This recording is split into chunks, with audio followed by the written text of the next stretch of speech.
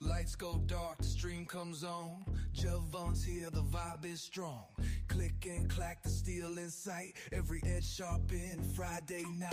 Night flicks dance under the light. Blades that shine and cut so tight. Handles spin and edges glide. Friday night flicks worldwide.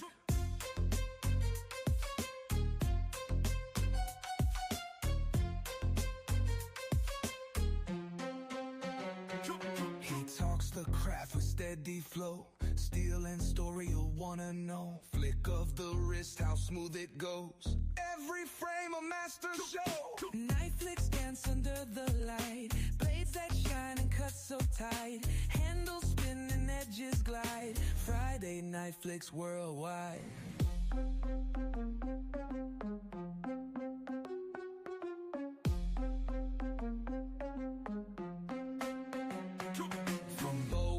Karambit steel, every flick has that cool appeal. The chat goes wild when he reveals a masterpiece you wish was real. Viewers locked and they can't resist. The flick of steel's a weekly twist. Carving moments, he makes it slick. Juve on streaming, doing the trick.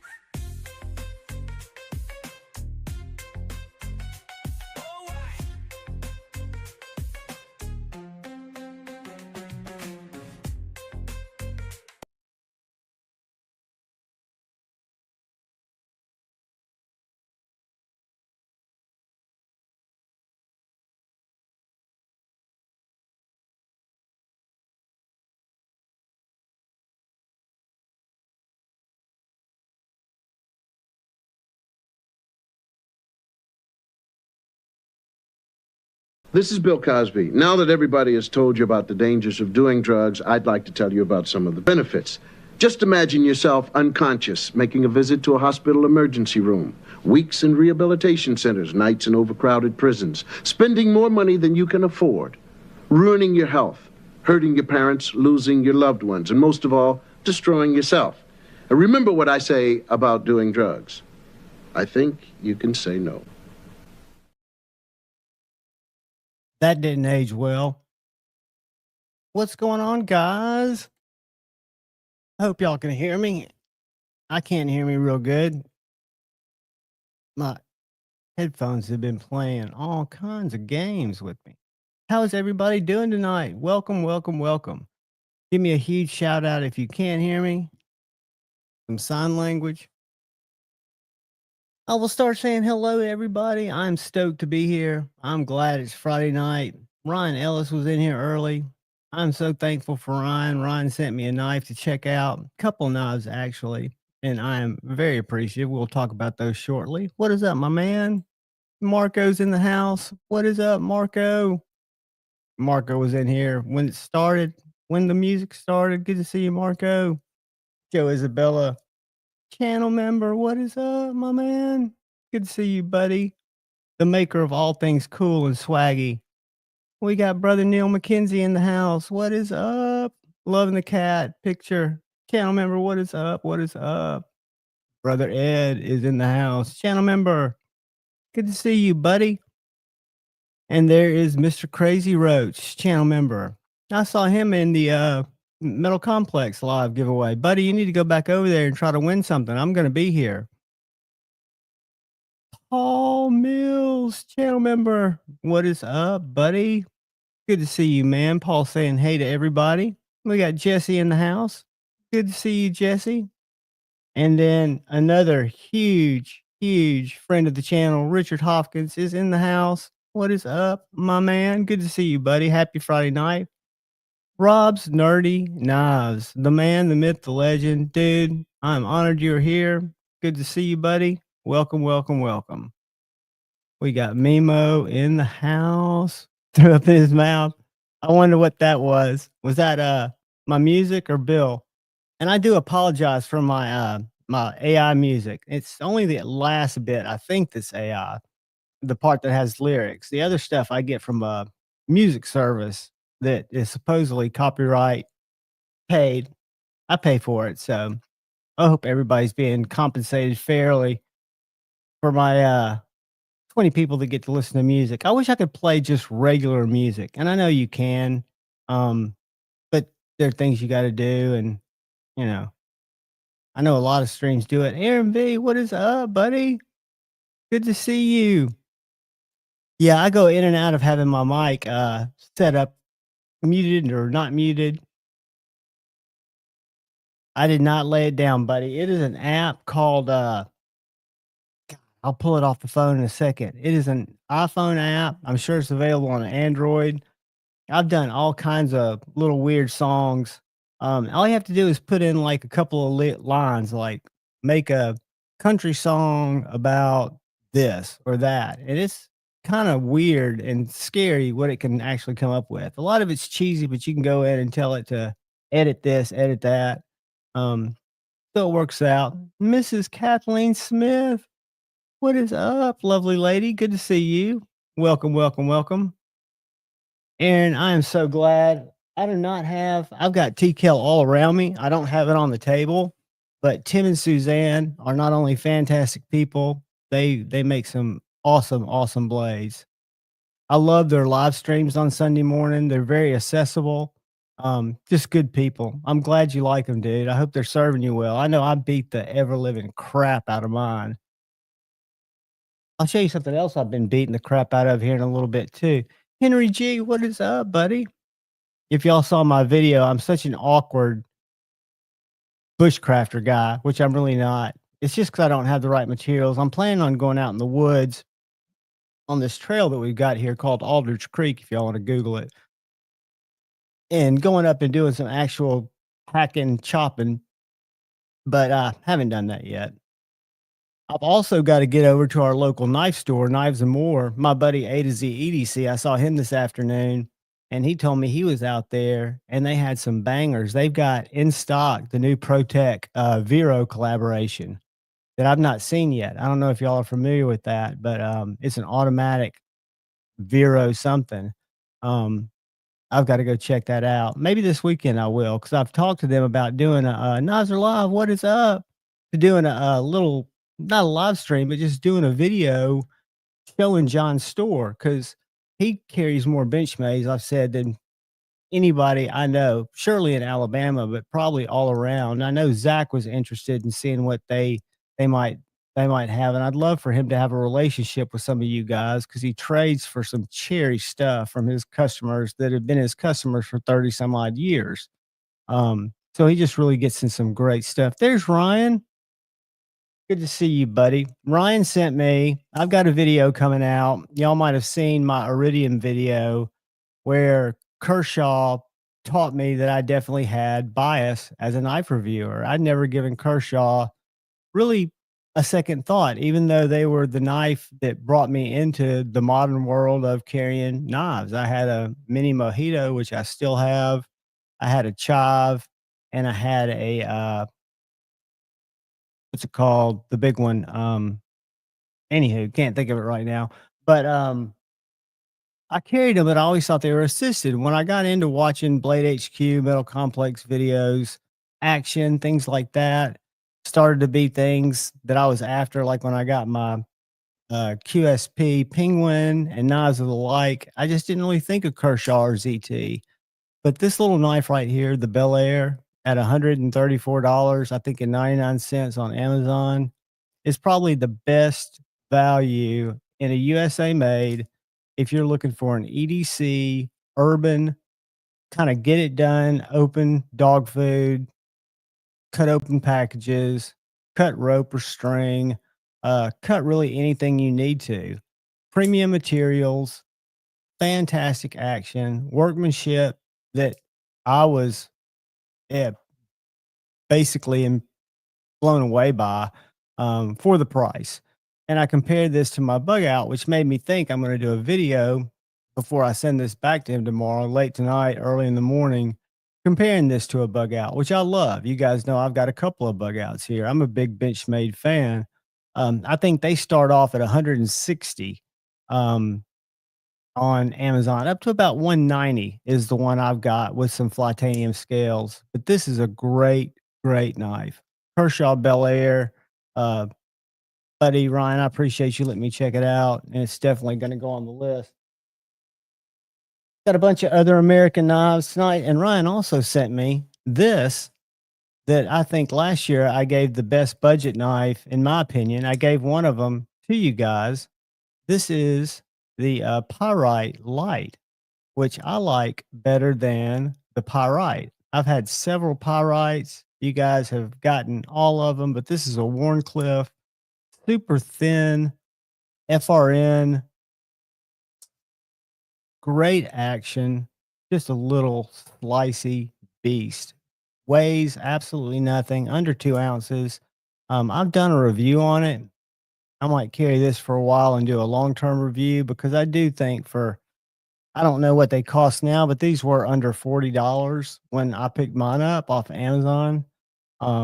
Just a great EDC knife. Not a hard use knife, not something that you want to go prying with, but nonetheless a great knife. And Ryan, I surely appreciate it, brother. Good to see you, man. Angelo's in the house, channel member. What is up, brother? Good to see you. Good to see you. Sorry, I went on a ramble there, guys. Kevin Smith Knives is in the house, channel member. Good to see you. I think I said hey to Henry earlier. I hope I did. You guys know me. If I miss you, it's not intentionally. I promise. I'm just a little bit spacey. So I'm going down, scrolling, trying to get caught up. Y'all are talking to each other. I love it. Palmer Conley, what is up, young man? Good to see you, my buddy. Who else we got in the house? I think that's just about everybody. And then we'll start talking about lives, knives, and what's been on y'all's mind. 1931 Leatherworks. What is up, brother? I did want to talk about this. I've also got one in my pocket. Some of 1931. It's not that I have on tight jeans. Y'all don't laugh at me. I'm working around a Focusrite flashlight without ripping the skin off my. It's aged a little bit more. But good to see you, 1931 Leatherworks. I love this little sheath you made for the Aries pedal. I think this is Scott's smallest little fixie that he offers that brother Paul was kind enough to surprise me with. My brother from another mother. And then 1931 Leatherworks was kind enough to template out and make a sheath that I'm going to do a video just because I really love the work. I love the fit. I love the way it carries. It's balanced. And it's just a great little package. Thank you, my brother. Good to see you in here, my man, and a channel member. And channel members, do stop by tomorrow at 11 o'clock. We will be quick as always. And I hope I see you guys there. That means you, Paul Mills, you gift and kind guy who always sleeps through the members live, which is absolutely fine. But all you got to do is set an alarm, jump in, put a hashtag in the chat, jump out and go back to sleep. If you win, I will track you down, brother. I will find you. You do not have to be present to win. You just got to put in the code word or whatever the word we come up with. Joseph Smith, what is up? Good to see you, buddy. On the Pyrite, it is such a functional little cutter. I mean, this thing from kitchen to sandwiches, cat food to just really anything you need to cut. And I know people say, well, button lock, there's stronger locks. This isn't designed in my mind to be the strongest knife out there. This is designed to just be an excellent daily, get it done. I need to cut something. I just think it's the form and function are perfect. I love it. Surrey's listing it to me for some reason. I've got Surrey, I've got Amazon back here, and I've got Google. All of them listening to me gathering data. It's kind of creepy when you think about it, but I'm sure they're confused as all hell. Is the Gale Bradley M4 a good pickup? I would think absolutely. If you like the Gale Bradley, um, I let me pull it up. If that's a knife you've been after, because knives are so uh subjective, it is very well made. If I'm not mistaken, look at a picture of it.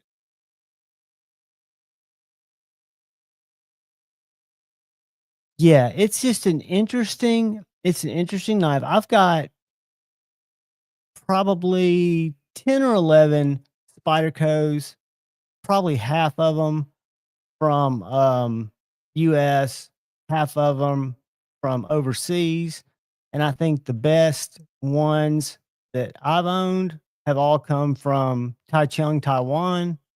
So that's a great thing.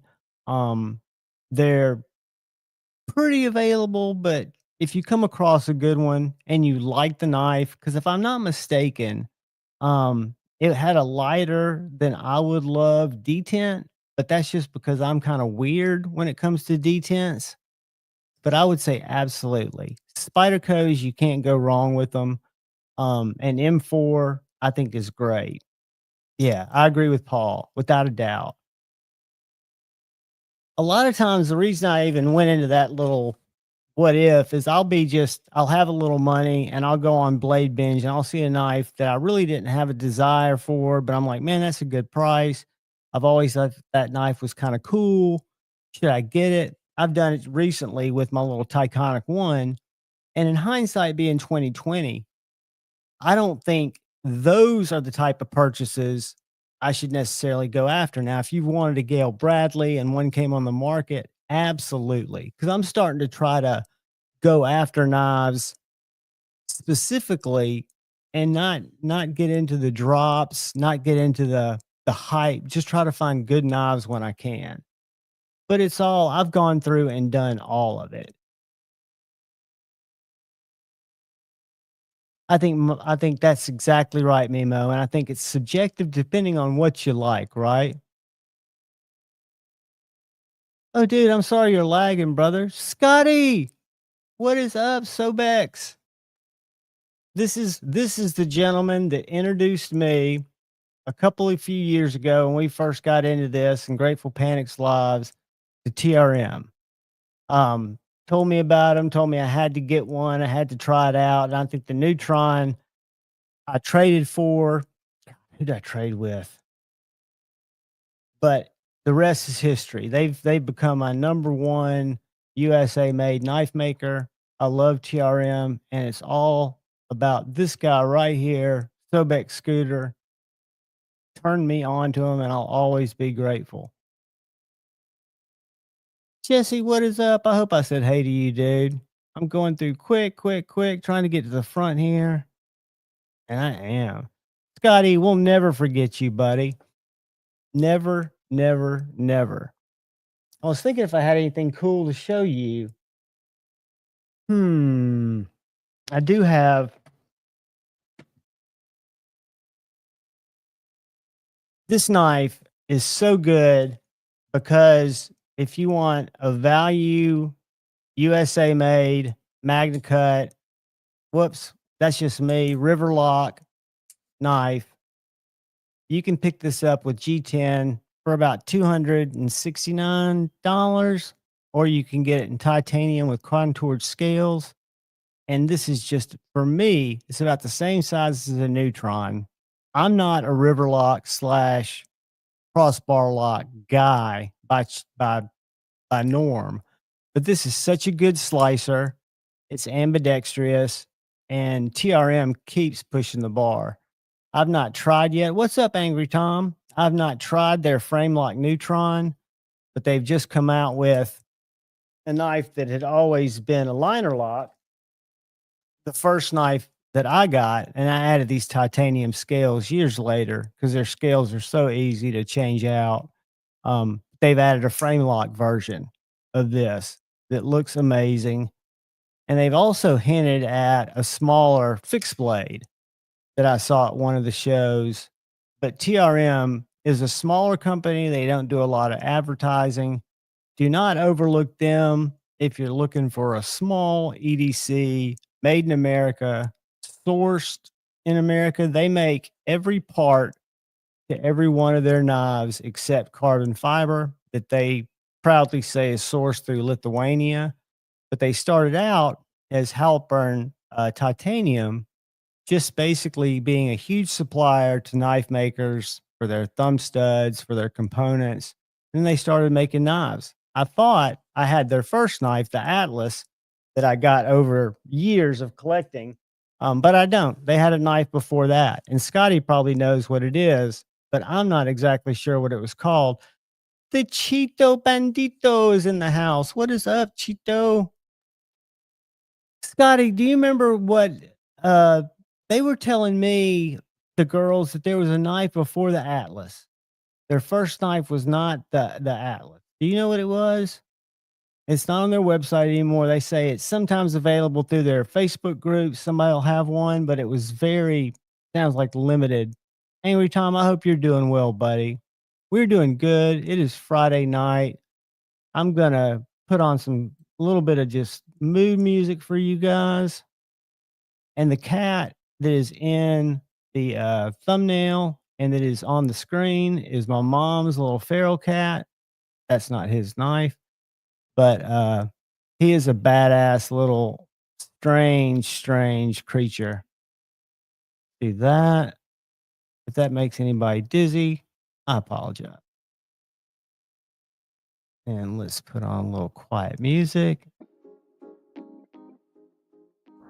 That's not too loud. And you guys tell me what has been going on. An ABW warning, my Cardinal Lock Nemo. Absolutely fantastic knives. I've handled a couple of American Blade Works, never owned one. I think Michael Martin, right? Sometimes I've talked to him at Blade shows, just absolutely genuine, nice guy, make fantastic knives. I want to try out one of these. It looks like everything he's doing is quality, done the way it should be done, and he's doing it just one guy, maybe two, maybe the machine. That could be Sobex. It's hard to find any real source from it. I need to just ask Marianne. She'd be happy to tell me, I'm sure. But I love, and unfortunately, when I traded, I did a 3-way trade through Pocket Metal, who traded with somebody who was waiting for another knife. So it was real weird, the Atlas, but it was after they quit selling scales for it. And I wish I could have gotten some extra scales for it, because that was one of the most fun I had with TRM until I got titanium, because once you get titanium, you rarely go back, and they're so expensive, I won't get different patterns. Ryan carried his ABW Model 1 button lock today. Very nice. I've only experienced their liner locks. I've never tried one of the button locks. The Nomad sounds right. I think that's probably it. Sobex. Beautiful knife. I reviewed, Ben was nice enough to send me his personal Jack Wolf, what was it called? Midnight EDC Fixie. I love the way that the knife would go in either way because it was a coffin slip. And his was the micarta handle. I thought it was a great knife. Sent it back to him, was really stoked to try it out. And then I saw Jared's video. Did y'all see Jared's video with his vampire where he stuck it too hard to the sheath, which I'm always very careful, because any knife that's sharp will go through the end of any sheath. There are ways to make it harder for it to do that, but it will pierce it, especially if they're very, very slicey.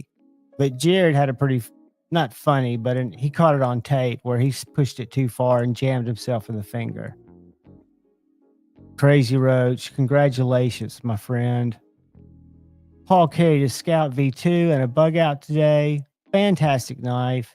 The Scout V2 is a great knife. I was lucky enough to review the first lot of those. Yeah, and as long, Ryan, as people know, and I always say that's why I don't do spine whack tests. And personally, I'll state it publicly, don't believe in spine whack tests.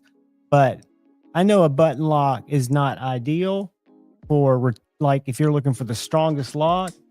But I have abused the Pyrites button lock, and I've not gotten it to fail. And I'm sure some, maybe 1 out of 100, 1 out of 1,000, will vibrate loose. But it's a convenient lock. The first button lock that I experienced is still one of my favorite knives. And I'll put it up against any knife for just an EDC knife. I wish I had the Wharncliffe. I just like the weight of the reverse Tanto. Is the ProTech Malibu. This is my second one. The first one was smooth. This one's textured. I bought all of them from Dave at the Nashville Custom Knife Show. And Ryan, if you haven't been to the Nashville Custom Knife Show, it's just a couple of days at the Sheridan. You definitely need to make the trip with us, buddy, just up 65. But this little knife is fantastic. It was my favorite ProTech button lock until the Mordax. And I learned about not only the refinements of the Mordax, but I experienced the ProTech customer service, went through their customer service, and they blew me away. So hats off to ProTech. But this is a great button lock too. Both of them are just strong as hard. I don't know what I just said. Strong and hard. They're both very stable locks. I can whack these if I want to, and they will not fail. Plus, they're very slicey. I will stand on new sheath for example, poorly designed well. Good point. And people that know, that's why I learn every day. And I'm guessing the good welt is where you put that extra material down between where your blade's going to come.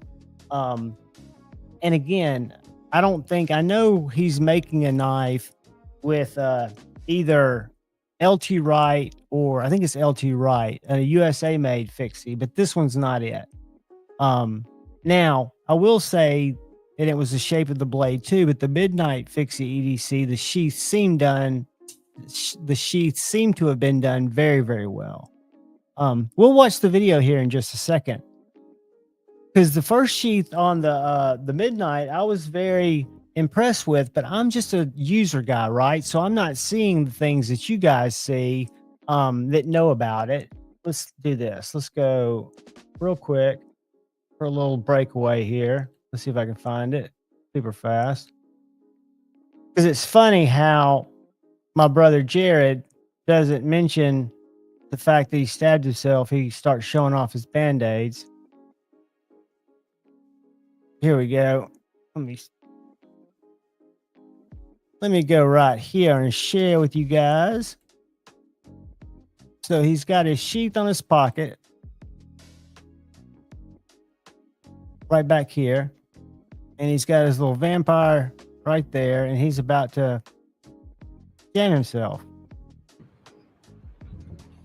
Ow. Ow. I can't zoom. I don't have that technology, unfortunately, but you can see that there's no material between that stitch line and into the sheath. Now, Ben does say it takes a lot of force now to push through one, but his knees show it's possible. So I don't know if this is one of the newer ones or if this is one of the first versions. So there's that, and I don't own one. But it's funny because then what's funny about it is you would think you'd go, that was fucked up. But and you guys know I can't miss this brilliant opportunity to talk about the Super Skin Band-Aids from My Medic we now have on the Neve Knife Co site. Here's a little Javon tip. any Band-Aid is a great Band-Aid. Yeah, and for that type of, I mean, the sheath of the welt and the sheath as a whole on any knife is, especially on a fixed blade, is going to make the difference on how good that fixed blade is. Because a great fixed blade, even though you can get a sheath made, when you buy a knife for right under $350, we'll say right under $300, we'll say $250, $260. That sheath on a small knife like that's going to be very important. So, and I realize that's a real pokey, stabby knife, but nobody wants to stab themselves with their own knife.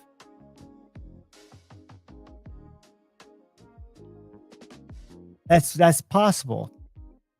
That's possible because I always, just because I'm thinking about not stabbing myself, I've got really good sheaths on a lot of different knives, and I never push them in super hard. And I would be extra careful with a real thin knife. It was real sharp, real pokey. The reason I've got this knife here, which was one that I reviewed and was not satisfied with because of these scales and how sharp they were. This is my buddy A to Z EDC's MSI. I'm surprised how close in size it is to the stitch, even though the blade comes out a lot more than the stitch. But I'm going to do a scale swap on this with some advanced weapons technology scales. And I'm interested to see if it's going to make me like this knife more. It's a very big knife, but it's a very functional knife, a USA made knife that's overbuilt by all practical purposes for 300 roughly bucks. The ram lock I think is excellent. Detent is floppy, like a screen door blowing in the wind, but you don't expect much more with that big old blade. And I think when you add some nice aluminum scales, it'll harden it up. I stab myself all the time. And guys, the most recent one, can you see those two little points on my fingernail? I was sawing some wood to do some batoning. So I was sawing a few pieces of wood up, and I'd set the wood. This is just an old, think of your high school shop saw, a table saw. I'd set it down, a manual saw. And when I broke this wood, for some reason, my hand went really hard and hit the saw teeth. So I just bumped against the saw teeth and stuck them through my freaking fingernail to where it bled underneath and bled through. Are y'all getting ads? Hold on. Y'all let me know if you're getting ads. Because you should not be getting ads. I'm going back to my auto. See, I put them on manual, or I have to, and it was not set on manual. So YouTube has changed the way it sets up. If you've seen an ad, I apologize. You should not see any more. If you see an ad going forward, Paul, do let me know.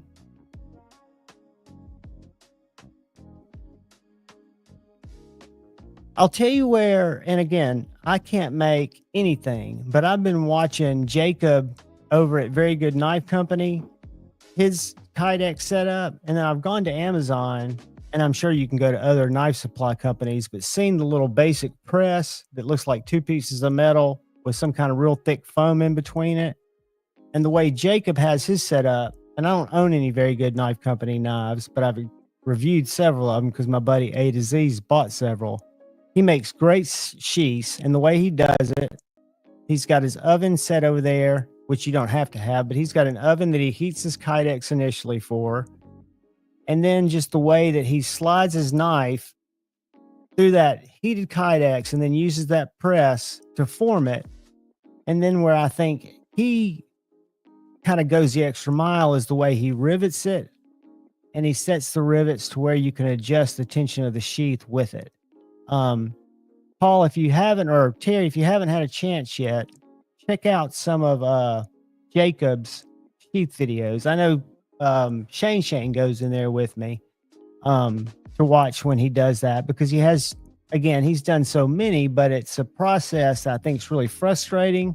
I know Jason Grant hated it. And I've got some of his early sheaths, and I've got some of his later sheaths, and his sheath. I mean, you get better and better at it the more you do it. And I think it's something that you can master. And unfortunately, you know, there's this guy, Mud Dog Forge, up in Tennessee. I met him in the Rocket City Knife Show. He makes a beautiful knife, and he does fixed blades only, but he makes leather sheaths for each one of them. And I love a leather sheath like the next guy. This takes him so much time, and it's overkill for this little runt, this little Mud Dog Forge runt in a little Kydex sheath that I'm sure once he got set up to do it, he could make in 1/10 the time that it takes him to make these in his living room. I always think a minimal sheath is okay, depending on the price of the knife. And then you can go out and you can get a custom sheath, because everyone is gonna. That's also Mimo. I see them on different lives that aren't knife related, because I watch other content too.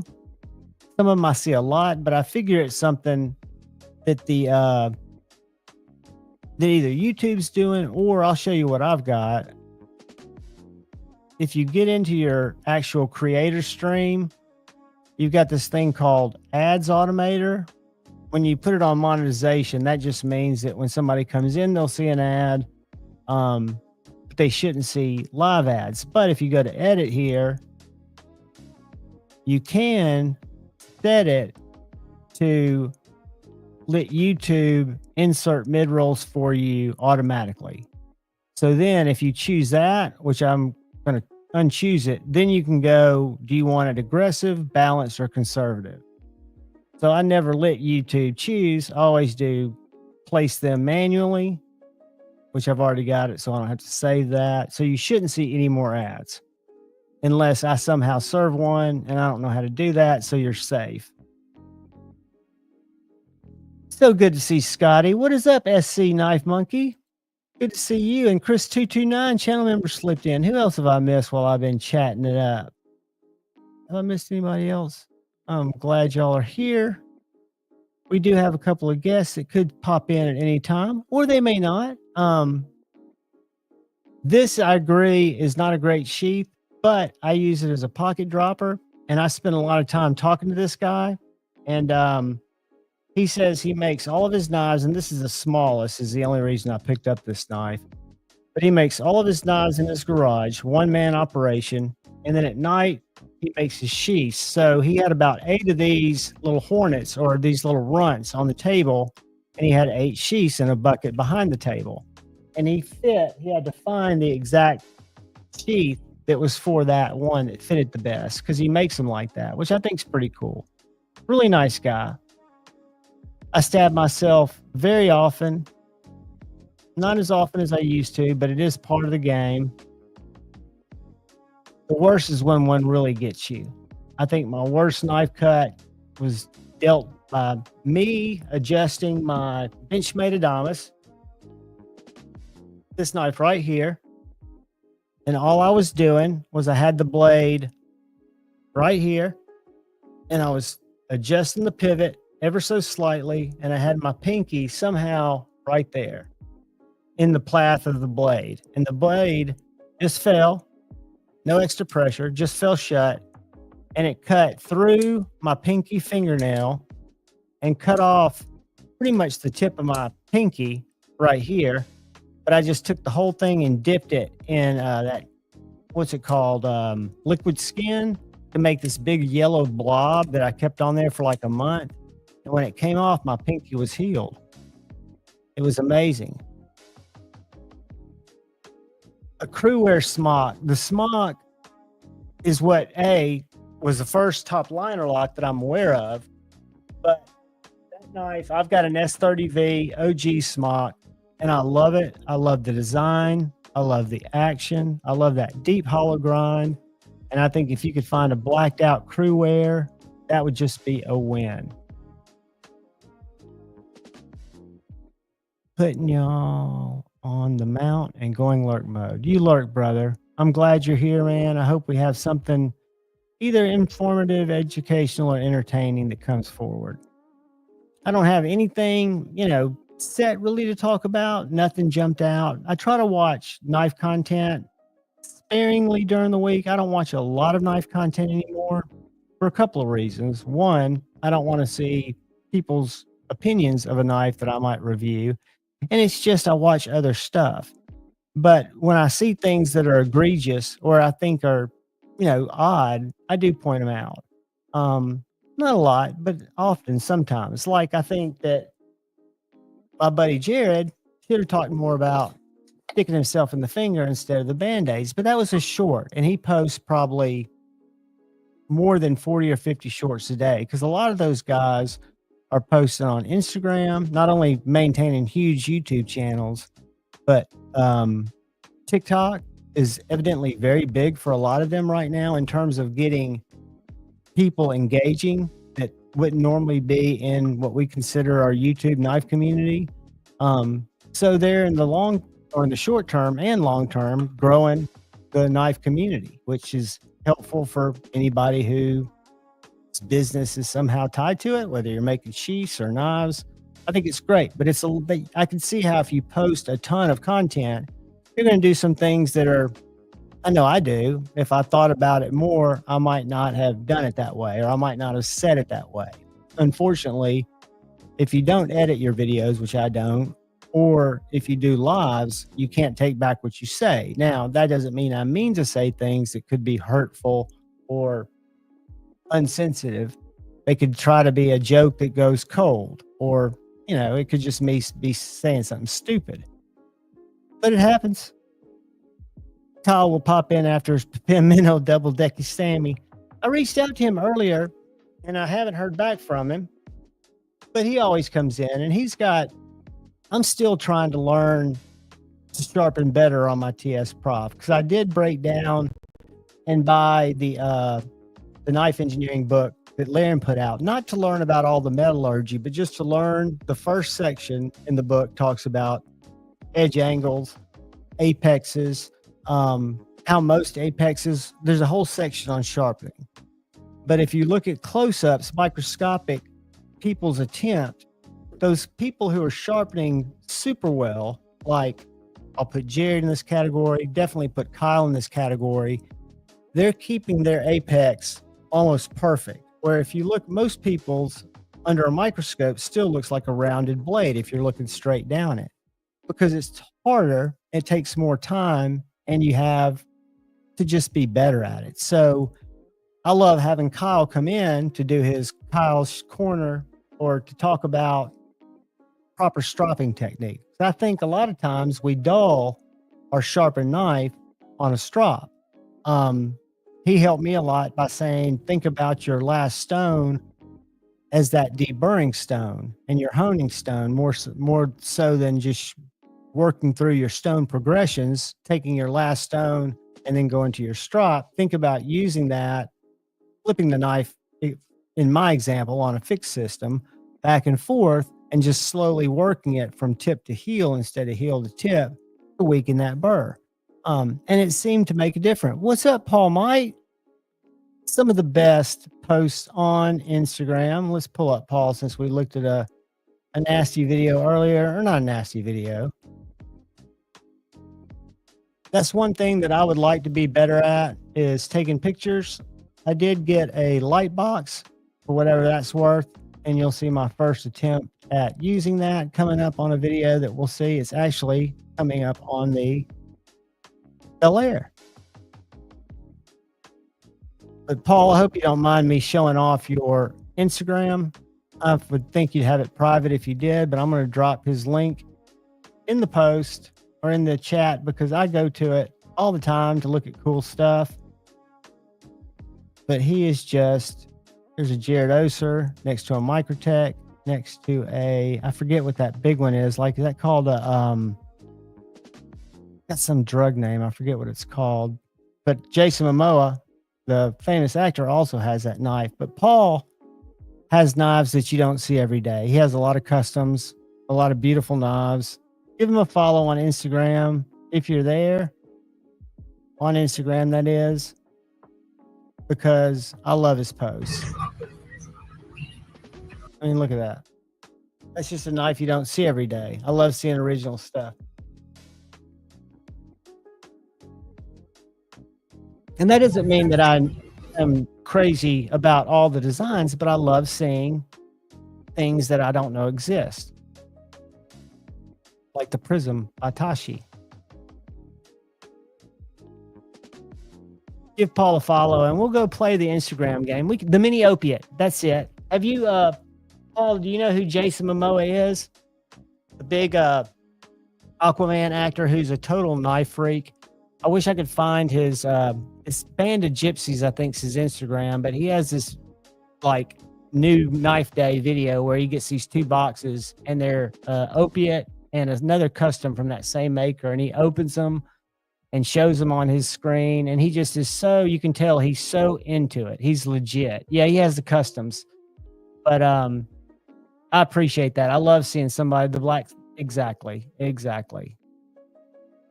But yeah, I don't know if that's on his, how the hell is your neck holding that chain? Jay, it's a trick.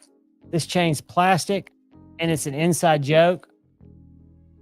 It says the goat, but it's not a real chain. It's plastic.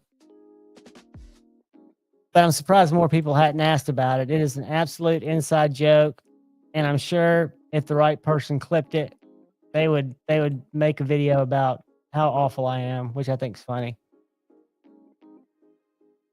I thought about getting one of the costume rings, but I don't know how to size my finger. So like when I raise my hand, I've got this big bling fake ring on. Said Stevie, the man, the myth, the legend. What is up, brother? Said Stevie jumped on Tuesday night for a little while to add some absolute context to what we were all trying to say. Oh, dude, it weighs nothing. It's literally weighs nothing. I don't even know it's there, except that it's just obnoxious, which is the point. It's humorous, it's point, and when I go, I'm the GOAT. I thought about putting it in my title, but that's crazy because again, it's an inside joke that about 3 people know about. The Chickadee Club came around from Satisfaction, I think. I think Stevie helped add to the lure of my Chickadee infatuation, which has kind of died. I've switched over to his Hail Marys. I don't know if y'all are familiar with Jacob Creates, but as we jump around on Instagram, I should point out his handiwork, which is USA made and approved by me on his small versions. And I know that B Shady has a Hail Mary, as do many others, but I'm going to drop his Instagram in the chat for those of you who are on Instagram. He's definitely one follower. And then we're going to take a peek real quick just to give you all some actual content on this Friday night instead of me just rambling about nothing. Why'd that come to me? I don't care about me, even though my mom's cat is a badass. Why isn't he cutting big? All right, we're going to close that out. I'm going to stop sharing. Kill that. We're going to share Jacob Creates. And Stevie, I'm going to send, well, you've got another live coming up, but I'm going to send you a link just in case. Can y'all see that? So Jacob used to make the little 5-inch Chickadee, still does. He just released the Warncliffe version of the Hail Mary, but the Hail Mary is a little bit bigger. And this guy is one dude, makes these knives in a little shed. He has about 5 tools, drill press, heat treat oven. Those are the 4 now, or 3 blade styles. He's got other blade styles. That's just a batch. But the Hail Mary's wicked. Let me find one that shows the Tantos, the drop points. The handles are all the same on these. The spear points And now he's got, there's the Tanto, which is a really nice Tanto. And now he's got the Warncliffe, this guy. But yeah, I'm a big fan of the Chickadee. So let's find it. It's still there. All the major sheath makers know about it. They're armed with sheaths. Where's the Chickadee? There's that little bastard. That's not even one. That handle looked different. Where's my Chickadee? And it's not spelled right. It's spelled Chikadee.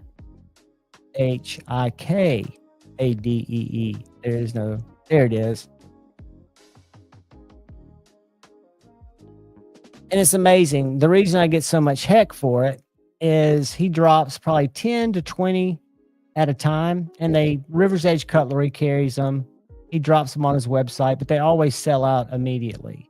And they're not inexpensive knives, but like when you take the scales off that knife, it shows you what the blade steel is. It has his maker's mark on it. It's just done very cleanly. He makes very nice knives.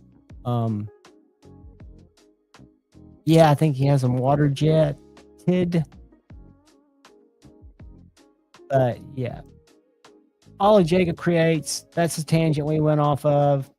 I'm going to send Stevie a link, even though he won't join. There's somebody joining me. Oh, look at that. Saving the day. Kyle Klingenwek.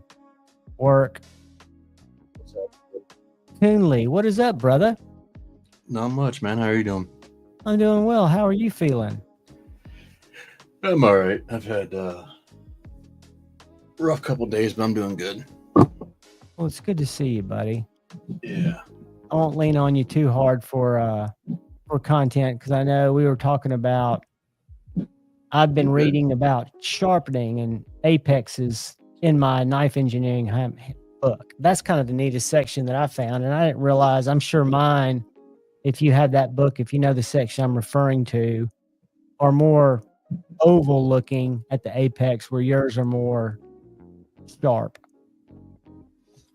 Yeah, I mean, there's multiple ways to skin a cat, but yeah, there's definitely a preferred method to the madness as far as getting a bevel flat and having a true apex. Is time you think the main factor there? I mean, because I have a long way that I can improve, but I just don't think it's technique as much as it is just time and being slow between stones and maybe being more methodical. And when I say more methodical, spending more time. Yeah. So going back to my original topic, we discussed, quite a few episodes ago when we were talking about how to form an apex, and it's not just about feeling for that burr. It's about chasing your grit and making sure that your grit is even all the way across, because that tells you more than what your burr would tell you. Right, so right. Making sure once you have the sorry, I just saw Paul Mills' comment. Once you can get the grit even all the way across there, then you won't have to worry. The burr will be there evenly. So, but it's not the same vice versa. So, what's up, 5-door? Hey, 5-door. You don't have to. Humphrey. Hey, Paul. You don't have to. How do I want to phrase it? You don't have to just feel like, oh, I've got a little bit of a burr here, I'm good to go. No, I mean, because you look under a microscope, it could very well be that it's not even anywhere near flat. Yeah, because you're not necessarily working with a perfect starting point, right? I mean, you might have to do a lot more work just to get it where it will form a correct apex based on whoever did the original grind. Well, that's why chasing that burr matters. And that's also why we talk about, yeah, you can spend a little bit of time in one spot, but then also blend those spots, and try to do full strokes, because otherwise you're going to have high and low spots, and you're going to start seeing facets, and it's not going to be the exact same all the way across. I think that's my issue, because when I look at it under a loop after I've done it, I can attribute, the best I can describe it as maybe high and low spots, or a high spot or a low spot here or there. usually towards the tip or before I make the turn on the tip. Well, when you get done, if you can see that one spot is a different shade or different hue of silver, then that is a difference in the height. Do I want to go back in stones to like my original and start over? Usually, is that the best way to? It depends on how deep that the differences between them. But yeah, you want to make sure that's why the first stone is the most important, because you're trying to even it out all the way across. Right. Hey, Kathleen. Oh my God, there's Scooter. What's up? Scooter's been in all night. He's an OG. Let me put up his Instagram while y'all talk. I saw him commenting tonight on a cool TRM post. The guy posted almost a complete nest. So I did want to talk about one thing tonight that I thought we talked about on the other stream, but I wanted to make sure that I updated it. And that was that starting on the 20th to the 27th, there will be a large sale on the clamps, as you see here. The quick clamps, quick release clamps. Yes. And the Pro Hunter and the Aluminum Hunter. So there's going to be some large sales coming up on that. Thanks, Marco. And guys, I don't know where y'all live, but that stuff ships out of Nashville. I've gotten shipments the next day on like stone height compensators, weird stuff like that. I mean, everything from what I know on their US website ships out of Nashville. Thanks, Marco. I think, if I'm not mistaken, here, let me pull it up and I'll find it for you. I got it right here. I can share it. Oh, you have the US site. No, I was talking about the sale price. Oh, yeah. Here we go. All right, so 29% off the quick clamps, 10% off the KO3 Pro Aluminum Hunter, and then 15% off the regular Pro Hunter. And that's the 20th through the 27th. So those are substantial savings, guys, on a brand that rarely goes on sale. Thanks, Marco, for getting the deets. Look at Marco go. You overachiever, you. He is an overachiever. I was reading that because I had to click on the banner at the top of their, when you go to their homepage, it shows all their products. Then you got to click on that band to get the up to 29% off. But those quick clamps would be a winner if you're using them a lot. Because that's one thing I've noticed is Surrey's ought to just listen to me again. And I never said, hey, Surrey. Go away. That's creepy, dude.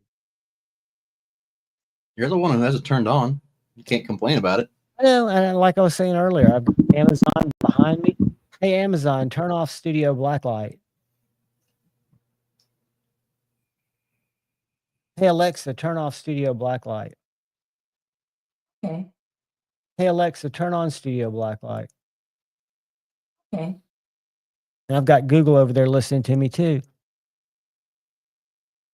I'm only here so I don't get fined. You won't get fined, brother. Did I text you? I probably didn't send you the link the way you like them. Hold on a second. And you're probably busy anyway. But I always send Edgy a linky in case he wants to jump on and talk about what he's been doing. Kyle usually knows. And Kyle, I need to send you, according to Edgy, the address, or you can send it to me and I can ship it for Burnt Relic. I got it today. For his for his giveaway. address. Yeah, it's evidently on its way to you or Handles. Yeah, just shoot me the address and I'll get that taken care of. Well, you tell me when you want it. I mean, I can just email it, or just send me in a text and I'll keep it. All right, brother. What's up, read Ellis? those chats because I'm trying to send something What's to up, Shane. Dwayne? What's up, Toddy? I missed a couple people. Shane. YouTube Music Portal, what is up? What's up, YouTube? Ryan Ellis is the man. I don't know if you know him, Kyle. I met him recently. He's the one that sent me this Bel Air that's further changed my mind on Kershaw and opened my eyes to ZT. Have you tried one of these yet? No, I haven't. Have you sharpened one? No, I haven't. It's a fantastic knife for $134, USA made, Magna Cut. They call it nickel something. They don't call it aluminum. I feel like it's got to be aluminum, but it's on KVT bearings, which I'm just sure means bearings. But it uses their Duralock, which is a bar lock. But I love the blade shape. Look how thin it is. Can't tell with. I did say hi to you, Paulie. Quit being needy. Otherwise, I'll call you another name. There you go. You're starting to feel like yourself again. Order steel for 4 kitchen knives today. 2 are still available. Ellis is go, another buddy. Alabama degen, isn't he?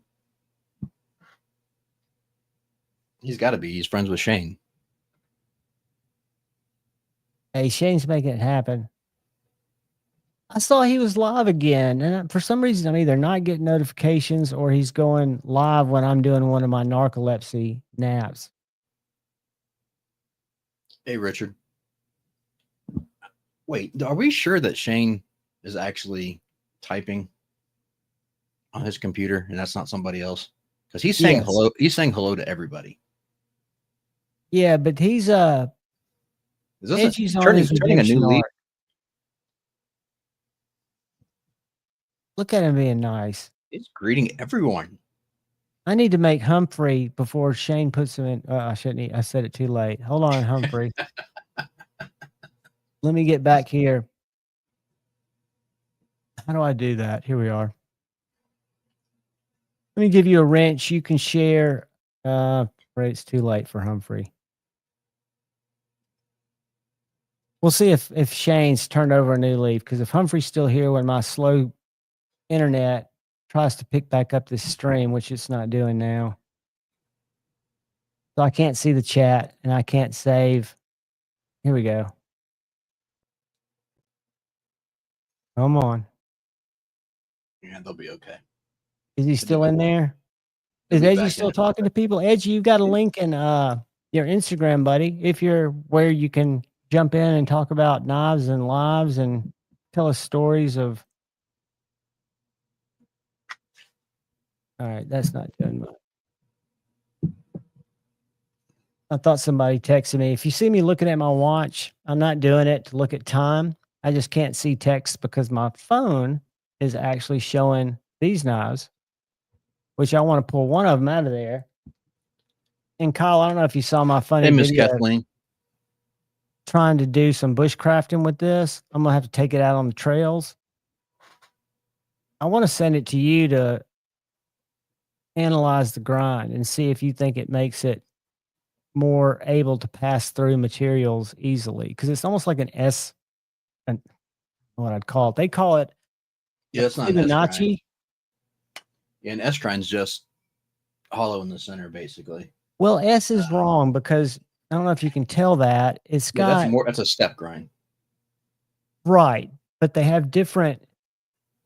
When you feel it, it feels very knobby. That's why you need to look at it.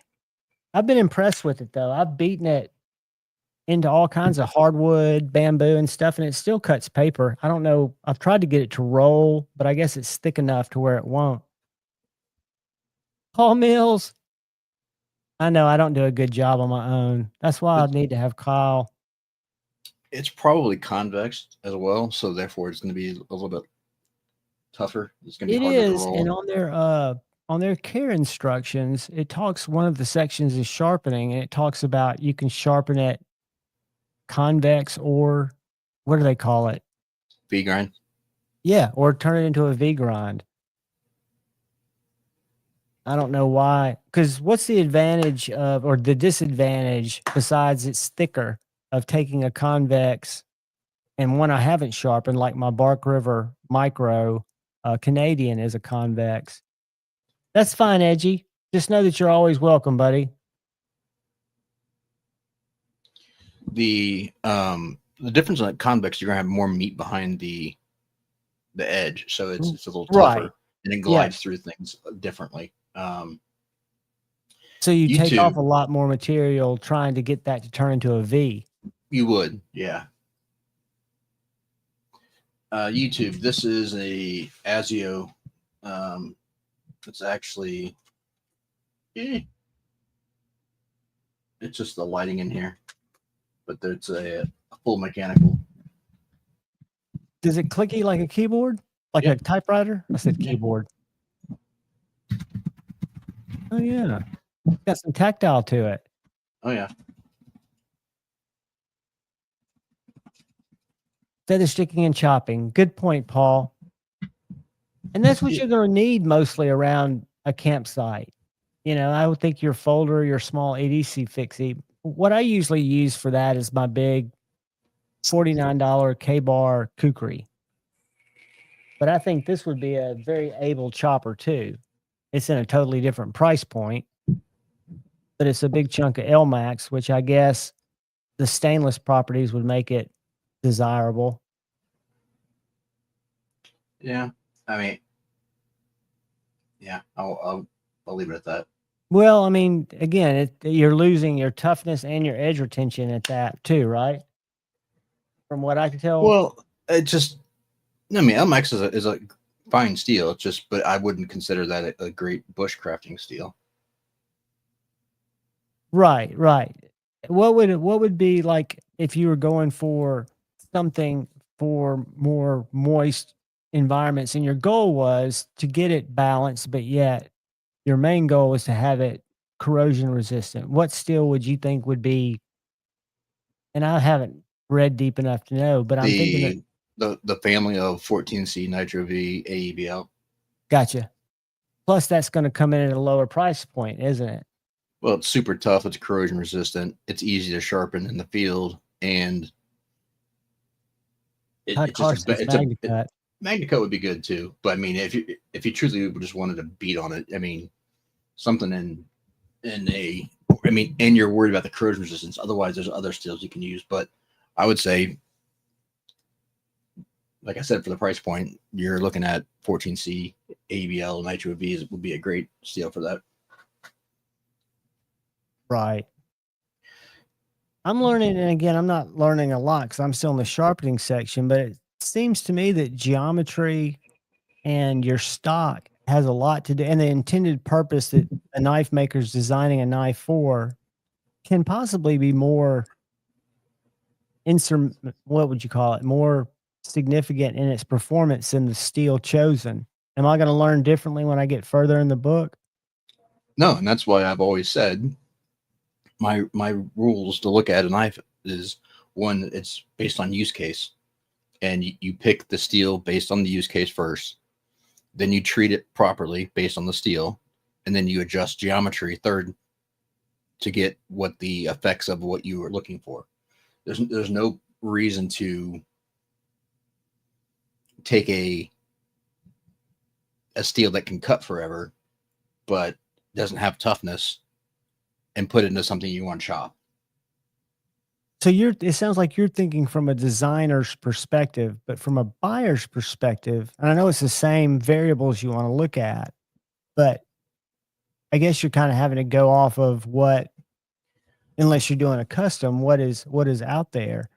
Well, the issue is that people hear what the best steel is, and they just hear it's the best steel. Well, it may not be the best steel for that job. And that's what people get into the hype of. They think, oh, well, that's an S90. It's going to be better than 14C. It depends on what the use case for it is. Not necessarily. Yeah, like 14C would be better probably to beat on, right? If you're using it. 100%. And edge retention is not going to be would be terrible for a bushcrafting knife, I would think. Correct. Yeah, I mean, Maximet's great for cutting envelopes and cutting, lightweight materials that'll cut forever.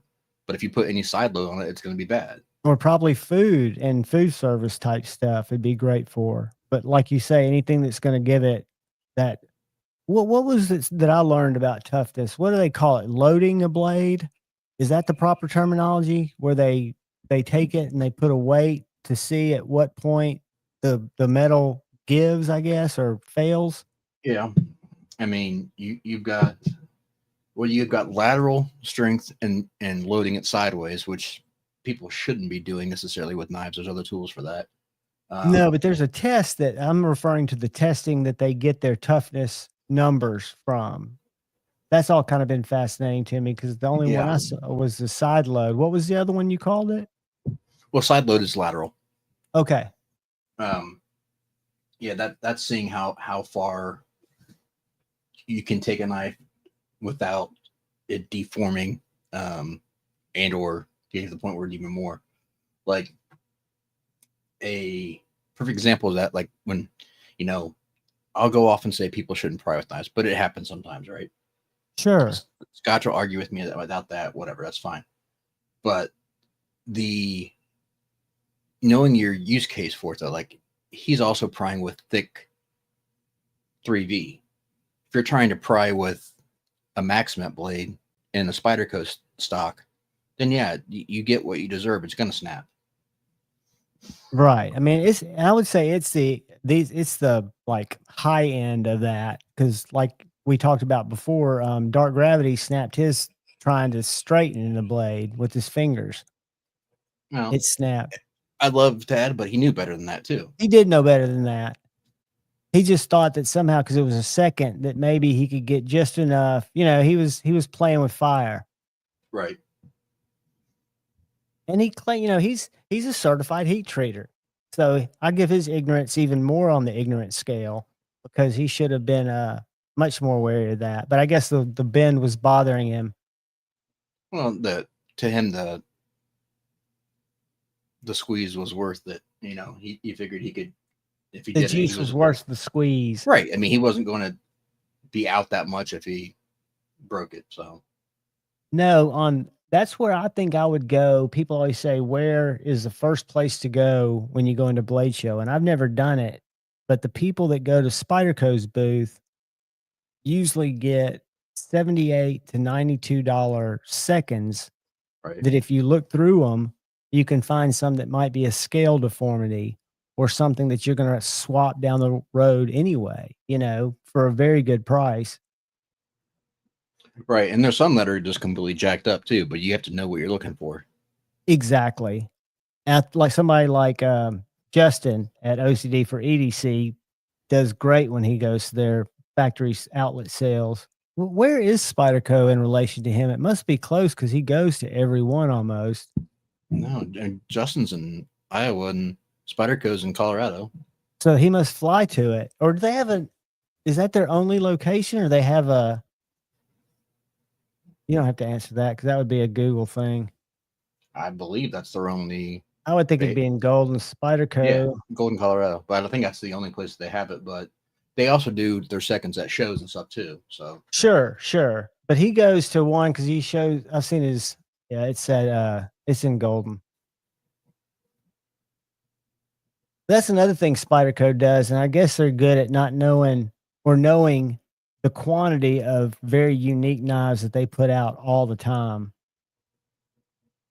that would never have a place in my collection, but they're making it for somebody, which I respect that. yeah, they don't change up a lot or very often, but they have their staples, which they make their bread and butter off of, and then they'll throw some unique things in here and there. And I give them all the credit in the world for experimenting with steels, and the whole Mule Team project is phenomenal.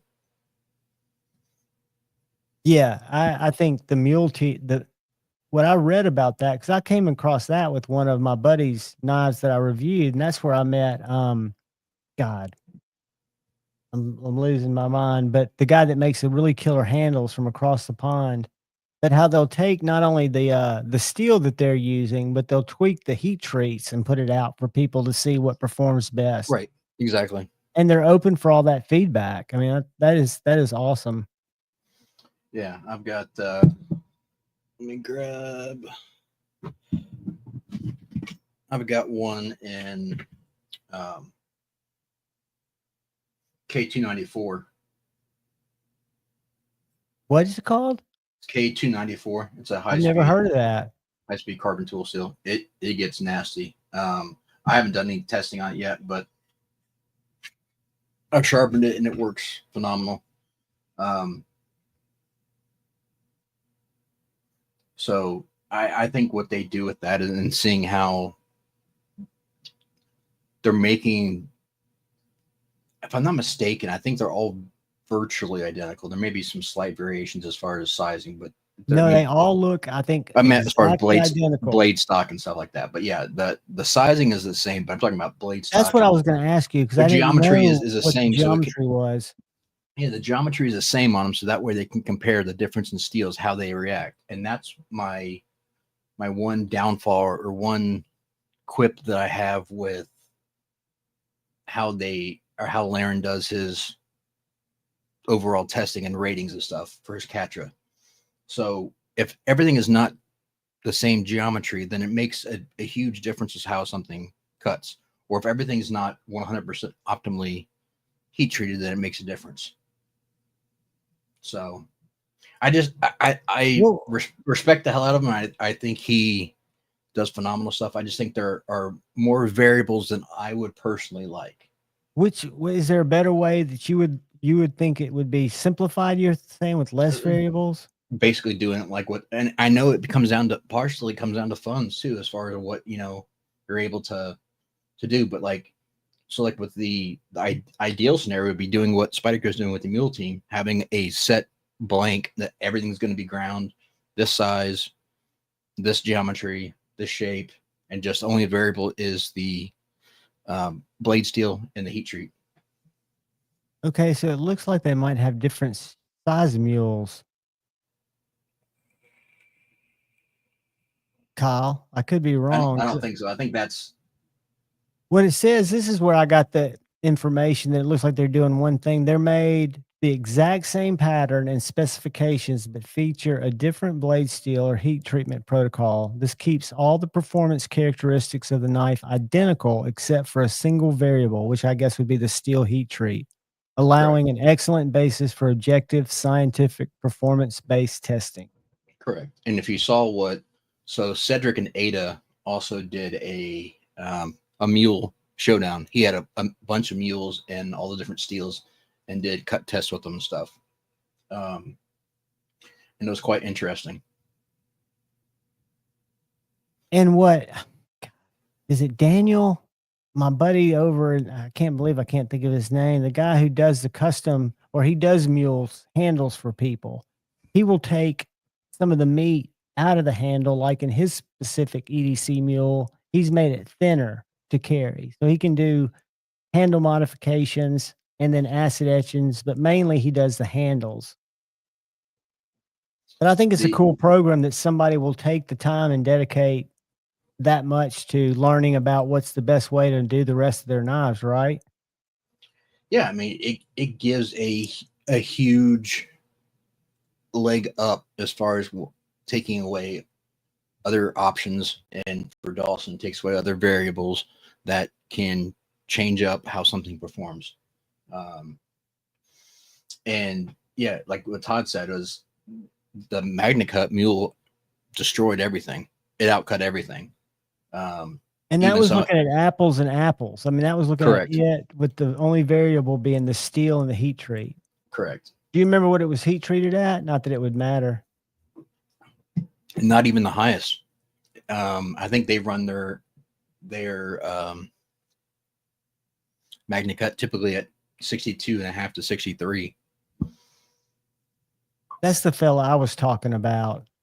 Dane, I think you've met him, Kyle, on. I wasn't on here when he was on here, but I do remember him showing off some stuff. I was going to show he spends a lot of time outdoors. I mean, he's a nice guy, but he makes, I was trying to find. There you go. Yeah, that one I think has a thinner handle. I think that's his personal. But he's a great guy. He ships several to Texas, to Tennessee, to Chicago. He ships them all over. I don't think it costs a lot to have them shipped, or he makes beautiful handles too, if that's what you're into. I didn't know mules really were that big of a thing until my buddy A to Z let me borrow one that he bought on the secondary. And Dane commented on the video that he'd made the handles in 2022 and shipped it to a guy in Texas. And they were the third owner when my buddy bought it. Nice. So that's the guy that's making the handles. I love supporting smaller makers, but he makes beautiful stuff. Yeah, the mules are a great knife. And they were a great price point. The only downside is by the time you add up, if you were to buy their scales and their sheath, it gets a little bit much because the quality of those aren't great. But the actual blade itself is a bargain. It's great. Because you're getting what's pressing, right? They're pressing the limits of what that'll do. Right. And they're like, if you went with the Max, where was the Max? Magna Cut. They don't have them. They only do them in drops. So only thing certain ones are available. So you said you had a K294? Yep, that's the one I've got. All right, so that's 95, and if you wanted some of their G10 handles, $54, which seems high. You're right. Well, just they're super thick, and the quality of them is great. Or I mean, it's not great. But for a USA made knife, even if That's you didn't dirt get these cheap. handles, because Right. I think Dane does them for maybe 2.5 times that, so you can Right. get really nice ones. And like, I wouldn't put a lot of cadence in that either, even though it might fit perfectly. Yeah, I mean, if I was gonna do it like that, I'd just outsource those two options. So Because the blanks aren't that bad for what you're getting, right? I mean, you're no, getting they're dirt cheap for what you're getting.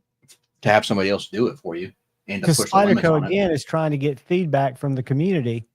Right. It's a great program. Awesome, Todd. I love Cedric and Ada. Who is Ada? Is that his? Those are the dogs, right? Those were Cats. the dogs. The cats. Does he ever have his better half in the videos, or is he smart and keeps her out?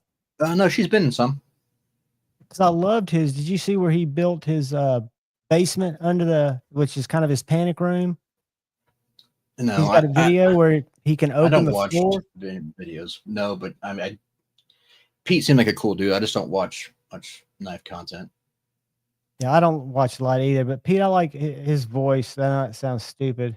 She is in some. I've always known that he was kind of the go-to guy when it came to knowing about stuff like that, steels, and I didn't know he was into prepping and conserving water, and the stuff that he does in this one video I thought was pretty cool. What he's done to kind of set his family up for that several days without anything. If I'm not mistaken, he's fairly isolated where he's at. Yeah, he's somewhere in like, I forget how many people his neighbor's like 4 or 5 miles away, right? Yeah, I don't think he's not near a city or real close, so it's smart to be the way it he looks is. beautiful out there. He's got chickens. He's got everything pretty much self-sufficient they have to go into town, he says, to get certain things, because that's what he was showing in his it's not a bomb shelter, but it's underground. He's got bins that he stores non-perishables in. Hey, Javon, Humphrey needs a wrench still. Oh God. Let's see if it pulled back up. Hold on. He's in chat now. Humphrey, for some reason, let me go over here let me try. Y'all can watch me struggle with this. We'll call it content. I'm gonna go in here and try to find Humphrey. We'll go live and we'll find our stream. And this is what it kept doing. It kept spinning earlier. Here we are. Humphrey is now a moderator. Who else is in here with white? And I don't mean white in any other reason that That's your the only way name's I not. see it. Huh? I said that's the only way I see. Only person I see right now. Okay. What's up? Thanks for What's up, keeping Josh on. Worth?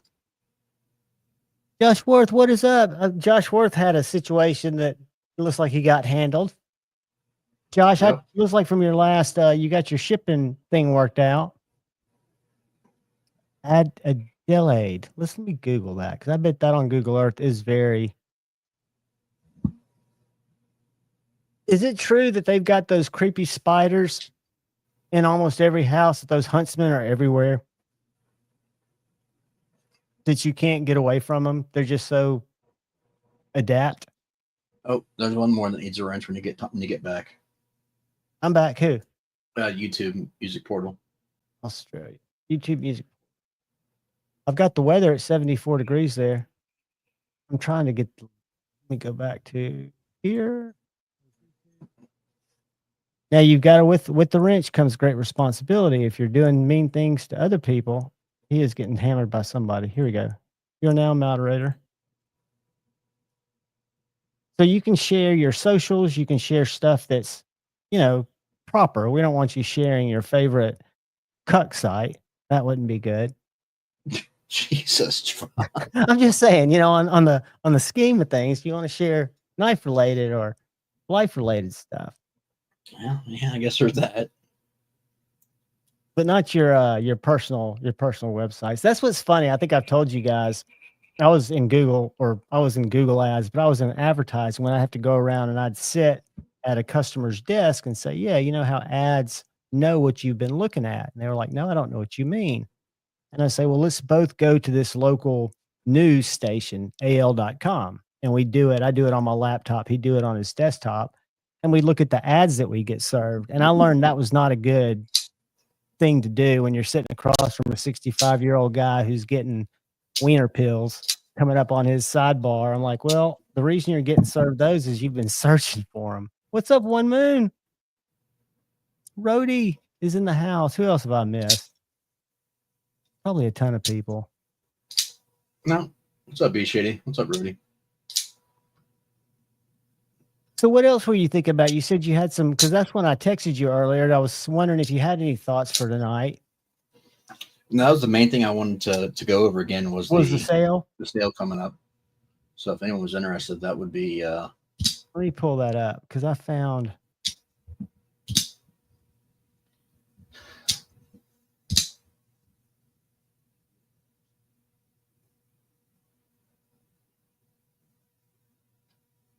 Google's being all right. Let's go. If it's close to Adelia, yeah, it would be Adelaide. So there's a lot of area outside of that that's just very rural. And I guess if you had, what's the service that Elon Musk has for internet? Skylink, that you can get anywhere, and you're not going to be limited by speed. Yep. Regardless of where you are. So if you go to, and what I always do is go to tsprof.us instead of .com. Yep. But up here US. at the top, they've got the sale that you can just click on, and you can see all the items that they were kind enough to share earlier. And I've got Kyle flowing along the bottom there, and he's also in the description. If you go to TSProf and you use his link, do you have a code, buddy? I don't think they have a code, do they? I'm not going to. I just use the link, and I'm not 100% sure how that works, but I know that's just. I'm still discussing with them what options there are, so I don't want to comment on that. Just that way they know that Kyle's been on here talking about them and their sharpening system. And like I told you guys early on, I started with, well, first I had, it was yellow. It was a V system with stones. It was like my Sharpmaker system, but it was a lot less expensive. It was like $34. The Lansky? Exactly. That's what it was. The Lansky plastic one that you could take out. Yeah. It had a little pull-through sharpener in it that you'd never use, and it had the two rods that you could stick up. But then I got the Sharpmaker, and from there I got the Work Sharp field sharpener. And then when the Work Sharp Pro came out, I totally decked it out. I was watching Jared's videos at the time and got the stone holder. I got a real nice set of Venetians, which I'm kicking myself because they were all 4-inch. I still have them. They're great stones. And then I got the Blitz. He was talking about it, and I bit the bullet because, like he said, it's about the price of one of your premium knives. And if you're going to do your own knives, you want to have a tool to make it easy. And it did make it easy. So that's why I'm so passionate about talking about them, is because I've always used them with success. They make it Yeah. easy. You can get other sharpening systems, and Kyle's tips that he's giving you about chasing the grit and things like that are all going to be valid with any system you use. Yeah, it's universal. It comes down to, do you want the best, and you want quality, and you want ease of use and creature comforts, then it makes a huge difference. I think his code would be Klingenwek. You probably would get whatever the others have. You'd probably get something if you put that in. You put Cook in, you might get 10 though. I'm not Have sure a great that- night with the grandson, Kathleen. Thanks for stopping by. Nice segue. What's that? I said nice segue. That did go kind of nicely together, didn't it? From Cuck to grandson. Yeah, you didn't have to say it the second time. I'm just, you know, Good night- I got to good night, point out my Kathleen. flaws. It's all comes naturally. It's not that I'm trying to be creepy. I just come off creepy because I'm putting things together. That's why it's amazing that I don't get fed more names that aren't real. I can kind of see through those. Metal Complex fell for one tonight. I don't know if y'all were watching that. No. Somebody chatted him with a name that when you said it, it was, I forget what it was. It was pretty benign, but it was still, he was like, you got me. I can't believe So- people still use fake names. See, I still don't know how to do that. Go in and set up extra. What's up, Chad K? Happy Friday. How do you go in and set them up without throwing everything off? Are you just doing them through Gmail? Just making extra Gmail accounts if you were to do that? I guess. I don't know. Because there are definitely people that jump in that are chatting almost with themselves. Maddie. Where are you, Maddie? There's got to be a few of them that probably know how to do that. Well, I'm trying to go, instead of just putting this link in here, I'm going to drop this link in. If you go to the description of my live, which I can't get to for some reason. I'm Hey, not Jesse. looking. I don't know if I said hi or not.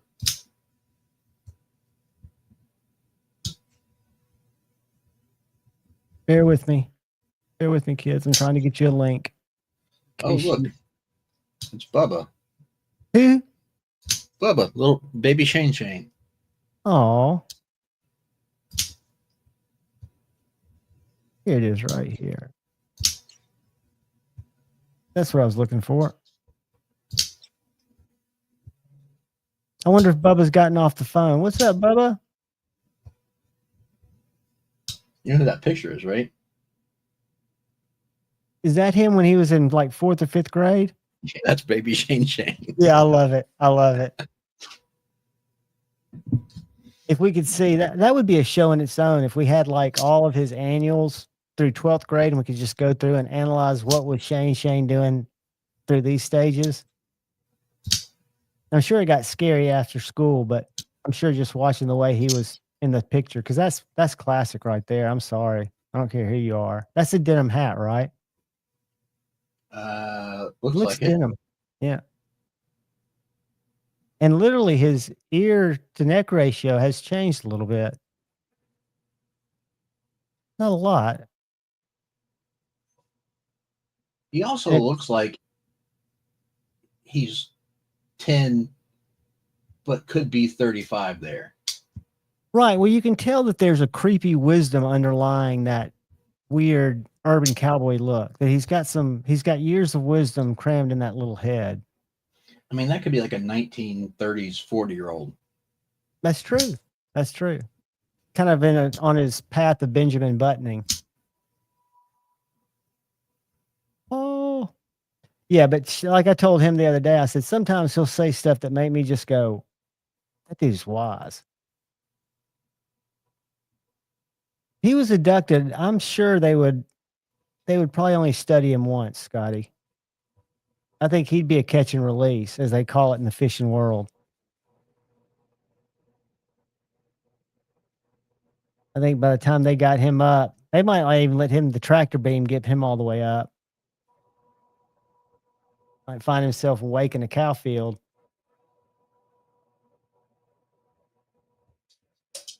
So is he keeping you pretty much sharpening? You got a lot of other stuff going on too, don't you, Kyle? Or are you looking for work currently? Are you trying to get? No, right now I'm turning work away. I'm slammed.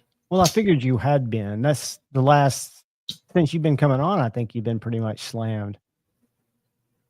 Is it getting harder to say no, or are you just trying to keep it? No, it's nice to be able to be choosy. Knife Nut, that sounds like you've got some experience there. Yeah, I get nervous anytime I go change stuff in YouTube. That's why I've become a slave to my 15-second shorts, which have become a pain to even do, and they only take 24 minutes. It's just the thought of coming up with 15 knives. Sounds like Knife Nut's got some burner accounts. Yeah, well, I know you can change like your channel name, you know, because Edgy did it. I did it. I was John Evans Knife Addict Live. You remember my SNG? Yep. Check this out. They don't make rainbow colored, but they do make a black. And since it had black hardware, this is an MX Gear Strider clip. I don't know if y'all know, but one of my least favorite things about the SNG and Striders in general, I've got my ProTech here. We can look at the example of. I actually bought it for the ProTech. I was going to put the black clip on this knife, but it worked so well that I figured it looked fine with the black hardware, and I'll put it here. It makes it night and day in how it feels in your hand, but more importantly, how it carries.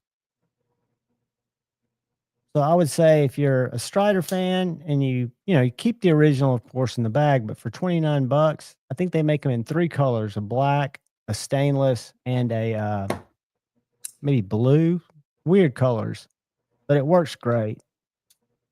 And what I can't figure out is it doesn't have the little tab, because Striders are a 1-screw thing. It doesn't have the little tab to keep it from moving, but it doesn't move. Look who's here. John, I had to wait to come on because I was awaiting a video call with Brian F. How is Brian F? He's doing good. Do you care to make me full screen for a moment? Not at all. Can you acknowledge that is you and what grade you are in? I'll take it off. Was it 4th grade? I was in 4th grade. Okay, I was right. Yeah. Here you go. You're coming full screen.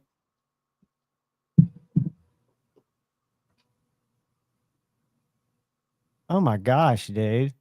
Dude, it's not translating how beautiful the joke wolves actually are. Dude, what material is that even called? That is a maple burl from Mike Navarro at Outcast Blanks. Now, you sent him a lot of material, right, to work with? I did. They're not all this color, but they're all equal this expensive and this fucking beautiful.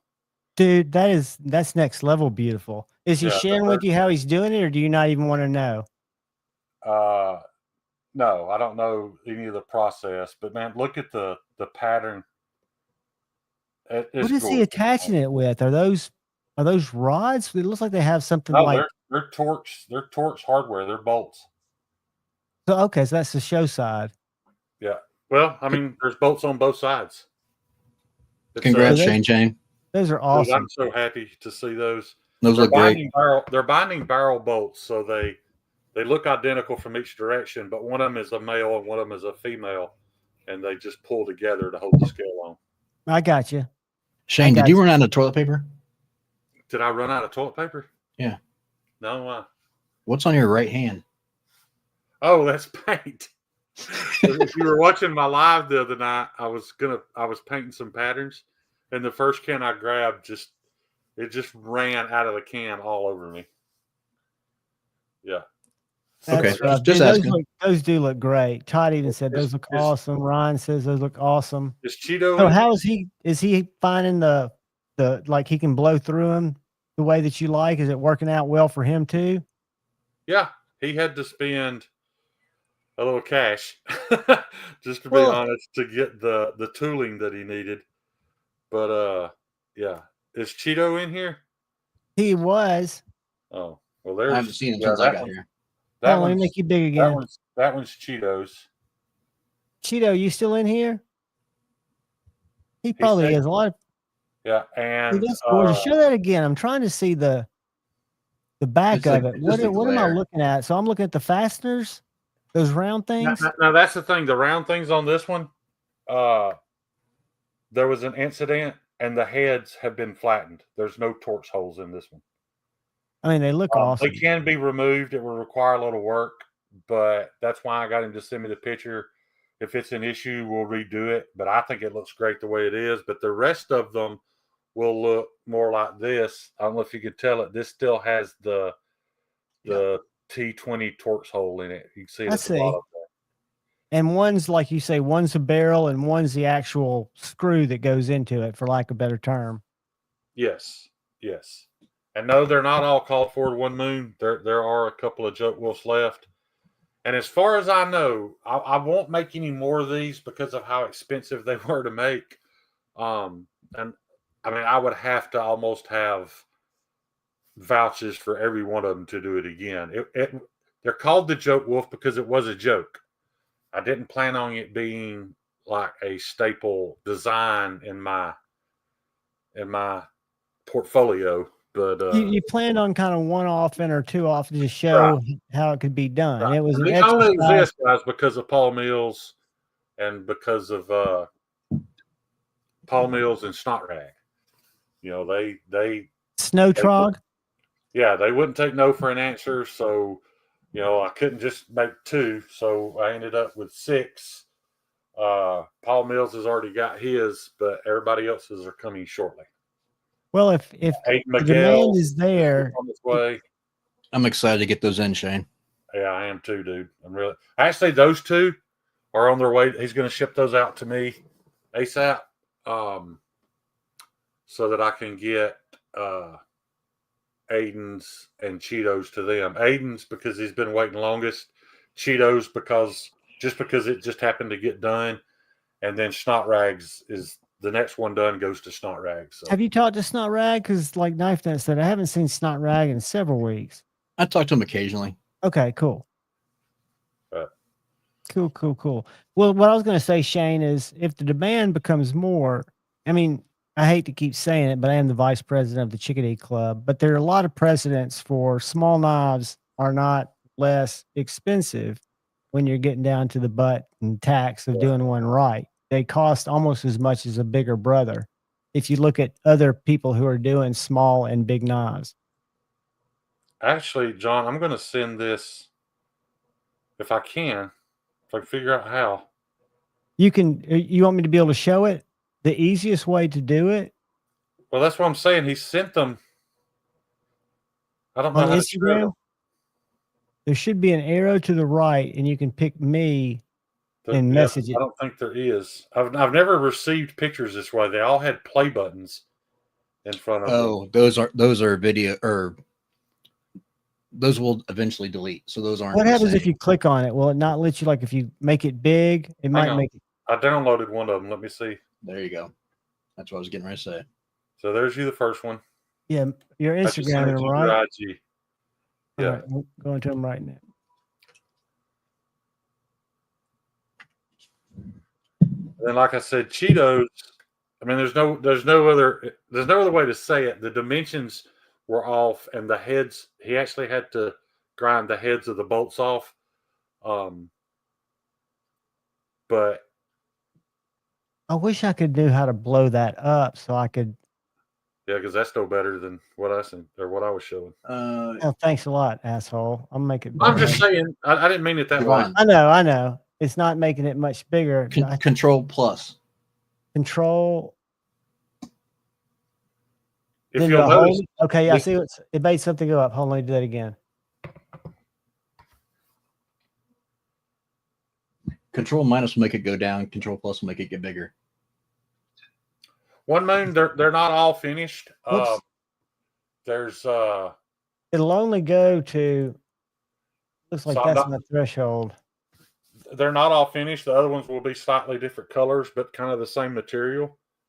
So I don't have pictures just yet. But Kyle, will you pencil One Moon down so I don't forget that? Let me grab. Y'all, I'll be right back. I got to let Chip in. Because I got to put those other ones down from the night we talked about too. So let me put. Okay.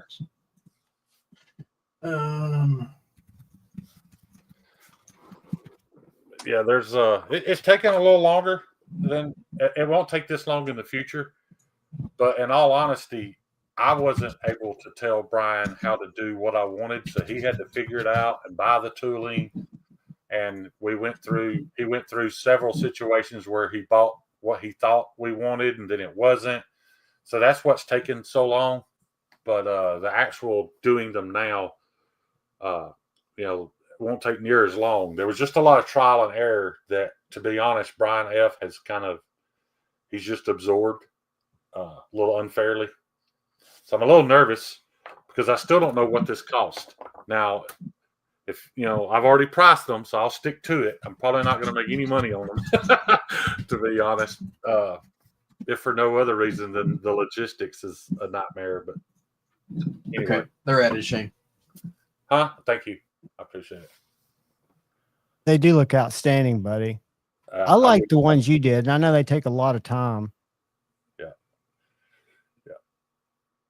Yeah. I like Paul's too. It's not hardware, but it's the only one that's that shred jungle carbon fiber is beautiful. But yeah, I am still doing some scale work myself so that I can get better at it. But these were it was a necessity, man. They needed to get going, so they did. I mean, if you can get a team of a few people helping with parts you don't like to work on, it makes it that I much don't more like to work special. on them, John. I was just in a bad place and I couldn't get my head mentally ready to do it. That's all it boiled down to. Well, but also you've only got so much time that you can spend scheduling yourself at the shop. So it makes sense. I could see how, working with a few people to bring those things together quicker. Right. And think about this, man. That's going to be a collab between me, Satu Dave, Brian F., Mike Navarro, Kyle. What's Mike doing? And whoever makes your sheath. What's Mike doing? Mike Navarro made those scale materials. Scales. Oh, okay. I got you. The handle materials. I got you. Yeah. He made the handle material. So I really think it's going to fit. So that is a community-wide collab.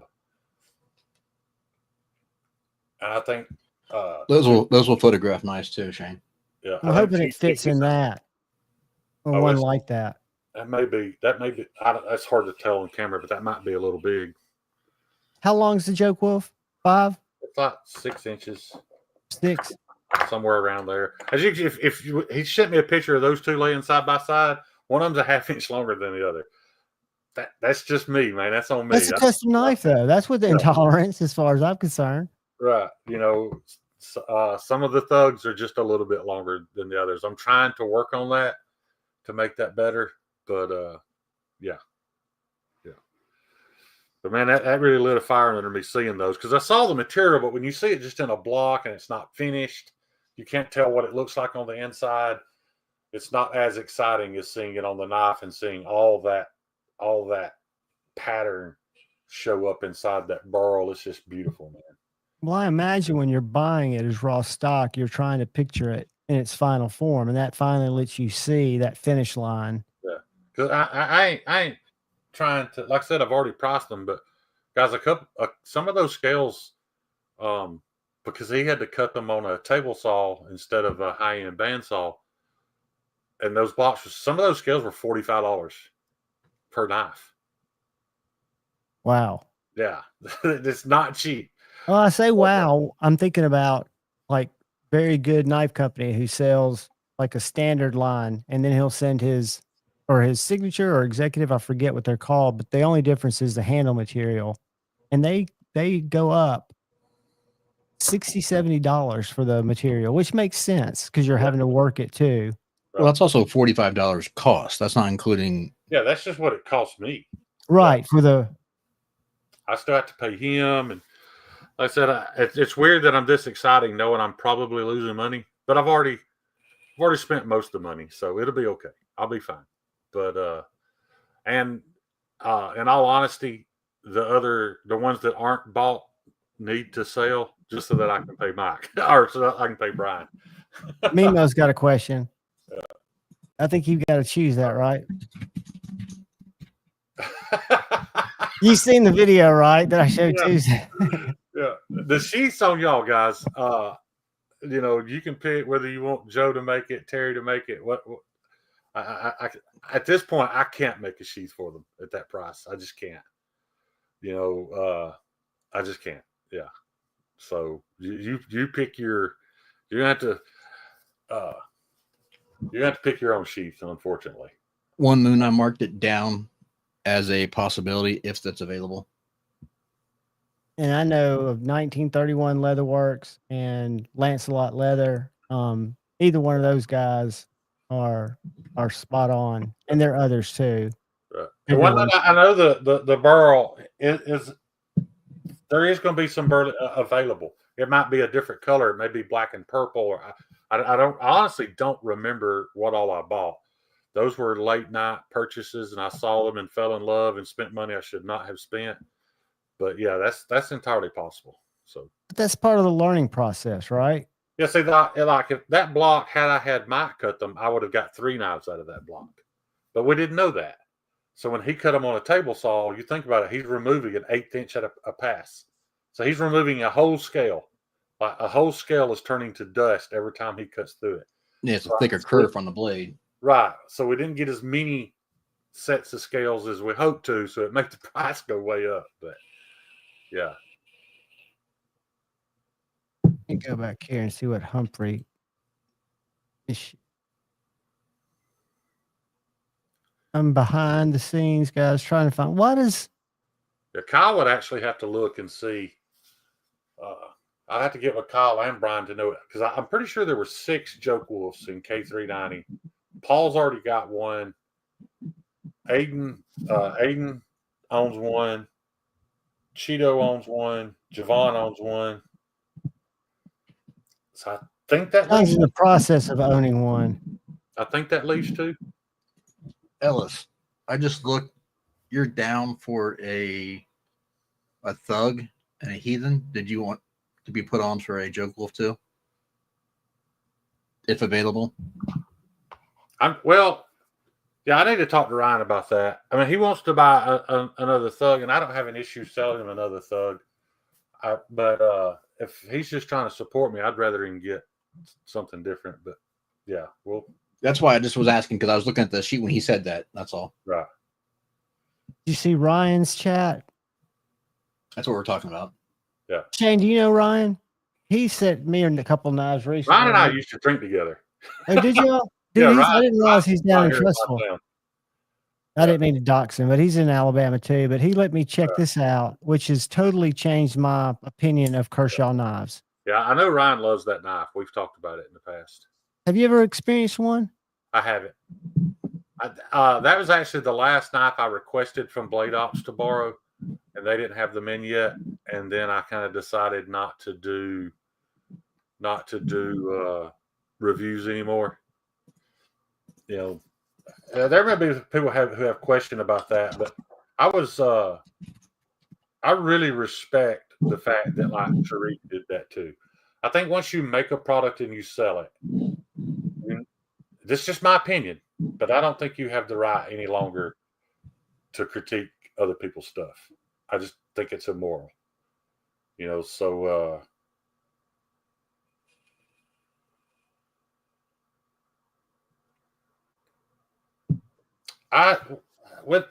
message me about that later, Knocknut. I'm not sure exactly what you're talking about. We talked about that already before, Shane, making a template.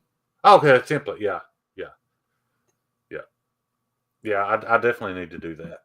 But But yeah, I've had a lot of respect for Sharif for that. I just think once, no matter how shallow you are in the water, once you're into making, I don't think, or selling, I don't think you should be critiquing other people's stuff anymore.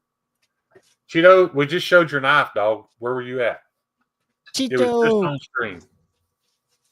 I can make you big again. Oh, which one was it? Was it the? Here, yeah, make me big. I'll show I Cheeto. got right here. Is it the one you shared? You shared with me, or do you have it? I can make it bigger than you can, though. You think? I'm pretty sure. All right, you're big. What's up, Cheeto? Cheeto. John, No, yeah, I think my publish off picture's and better change than that. That's pretty good. Those handles are absolutely beautiful. Is that an acid etch on the blade too? No, that's actually they are oxidizing sitting in his home. that's just high HRC K390, man. They look gorgeous. They Cheeto are says turning, that's sick. they are turning dark just sitting there. And keep in mind, the entire time I had it, I literally had them soaking. I poured out a puddle of oil on the counter and had them submerged, soaking in oil the entire time they sat there to stop. Because I was working on his, I had wiped it off and it got a little brown spot I had to clean off. So I kept them soaked in oil the whole time I had them just sitting there dry inside his home. They're starting to darken a little bit. So from a general use case, if They're you're going to require oiling. yeah, just like put on like I always keep a rag with some Yeah. I think it's KPL. It's that just clear, thick oil. Looks like, for lack of better terms, vegetable oil, but it's not. It's food safe. Now, all I did on Paul, I just ran it across a little Scotch-Brite wheel and it knocked it right off. But I'm just letting you know that K390 at that high in HRC, it's going to patina. There's no way around it. But I think that patina with Looks that gorgeous. with that intricate pattern of handles, I think that's going to go really well together. Yeah, I think Wicked Wax would work great on it. Yeah. So I haven't had to worry about it on these because these are Nitro V. They'll probably never rust.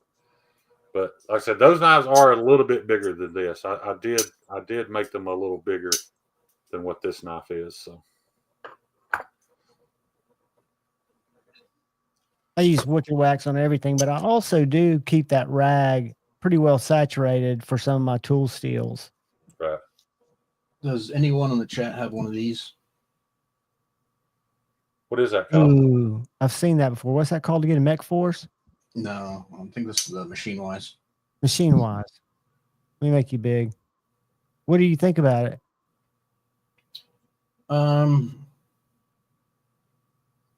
That's good to hear, Paul.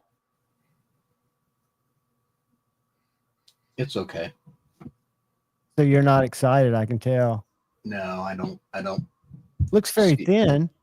It is very thin. It's very thin, very light. Is it integral? Yeah. I mean, it's cool when it comes to that. I just not overly impressed. What's the is it 8 to 1,000? Sorry? More? 8 to 1,000? What's the price point? I think range? there's a little bit less than that. I think there's 6 to 7 range. Hey Shane. Yeah. A to Z stopped by Knives and More, out on University. Yeah. And got to handle a Vero Protect today. Oh, that's awesome, dude. He said it was Oh, really? that just could be that it just didn't see him. Yeah, it's still a Protect auto. Right. Is that an XL? Yes, this is so much better than the regular Rosie. See, for me, and you probably Somebody asked me to make them a fixed blade version of that. That fits the hand so much better. Months ago, and I cannot remember who it was. I didn't write it down, so I've ruined that opportunity. But this just fits. I mean, that's so much better size-wise than the regular Rosie for me. If you're in here and you wanted a fixed blade Rosie XL and you asked me, I apologize that I dropped the ball on it. But if you still want it, let me know. So Kyle, in terms of American small batch, do you like Oz better than SPK, or is it hard to say? Personally, no. I like the Lamia the best. I wish they did an XL Lamia. I agree. But I would go the way I like them as far as in order. I like Lamia, then I like the brown knives, then I like the Koenig, and then probably the Oz. Yeah, I think the Cortex is probably hard to beat. And I would have thought the FSD I would have liked better, but the Cortex is so simple and it's such a good little cutter. Have you ever experienced one of those? The Cortex itself is too small personally, but the Cortex XL is absolutely stunning. Was that you, Paul? I don't remember, but if you're telling me that's what you want, one of those, just please shoot me an IG message. Which list, Drew Dude? Oh, on Kyle Coonley's list. Oh, I love Tantos, but the issue is they don't make one. I love the look of Tantos. I just don't like using them. That's been a deep-rooted thing for me. I fell in love with Tantos early. Like even before I was into like nice knives. Like when I was young, I was like Tantos. Shane, you need to mark that down? Yeah. Yeah, you could put an asterisk beside it or something until we talk about it. Yeah. Because Paul, he's going to come back and be like, I only want it with steel from an asteroid outside the solar system. And I want a sheath made of Jolie's skin discriminating leather. taste. That's why custom knives are so cool. I know. And Paul knows I'm just picking at him. Unobtainium steel. True, dude. Give And in me that some same unobtainium. Yeah. I'm in the shop grinding down. I don't have a legit one, to make Paul a knife. but I think Edgy Blade Works, Tantos, and we'll look at them, the real ones, online. But I think that's sexier than a Norseman. I would agree. Neither one of them are for me, but if I was gonna have something that different, I would have the Tipper over the Norseman, and please don't retaliate for this, but I think that's twice the knife the Norseman is. Y'all tell me if this is making it look tiny for y'all, because when Kyle gave me those keywords to put in to make the zoom, it made all my shit absolutely tiny. This is a real Edgy Blade Works. And the thing about Edgy Blade Works is you have to hold it to know what I'm talking about. Once you manipulate that knife, I think that thing's worth twice as much as a Norseman.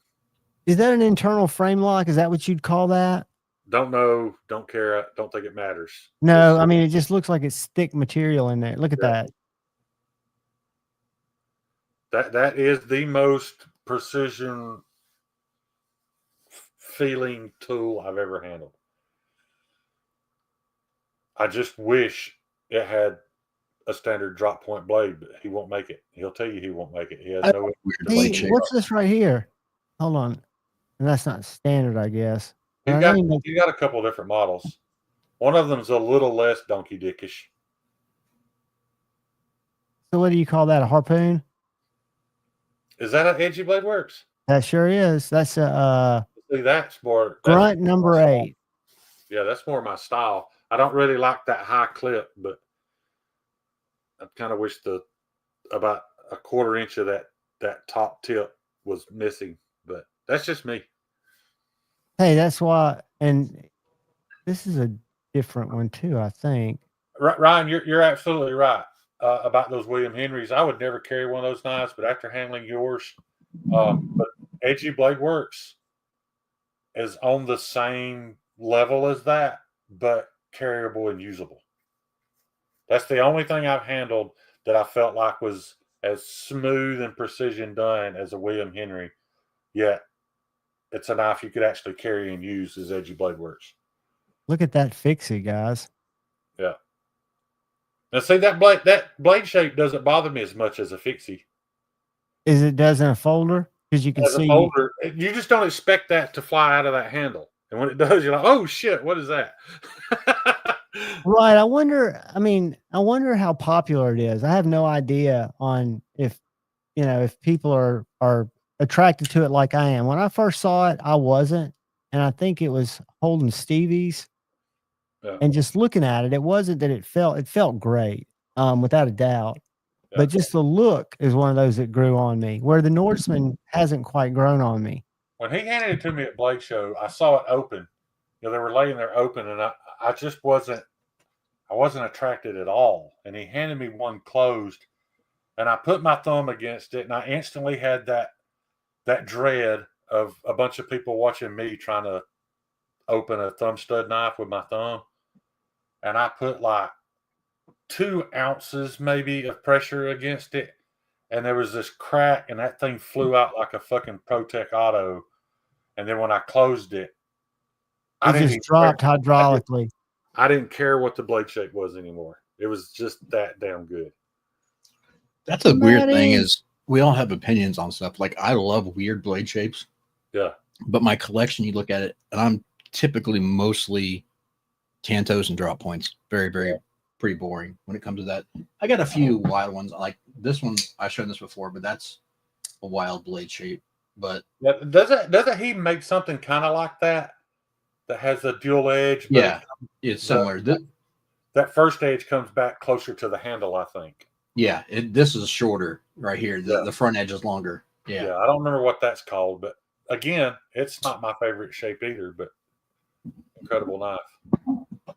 I just think like for somebody like Edgy Blade Works, I don't know how big or small they are, but to come out and make something so different, right? That's so, and then for it to slowly or quickly gain popularity, I always think that's cool. And then create the greatest knife company logo that has nothing to do with knives, but the greatest logo ever made.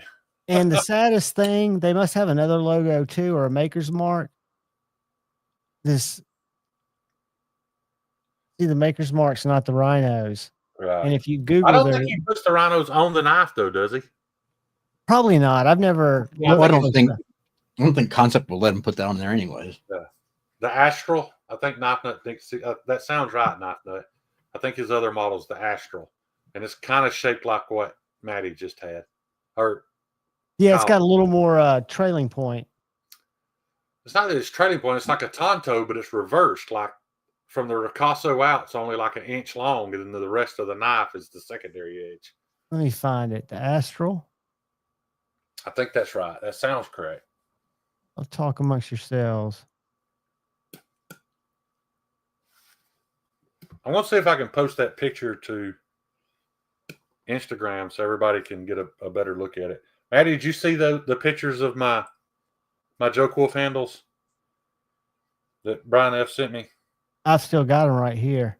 I'm going to post them to Instagram. Post them, I'll pull it up. Yeah, I mean, hats off to all of you custom knife makers. I mean, just scrolling through these knives, I'm looking for, what is that? Look at this one, guys. What's up, Maddie and Elcat? This is called just a one-off. It doesn't have a name. It's weird handle material, but I like the blade shape.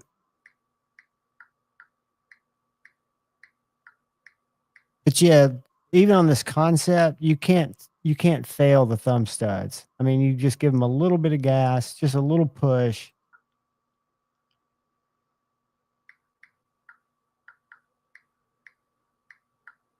There was a question on MC's chat tonight. Somebody was asking what his opinion of Kinnison knives were.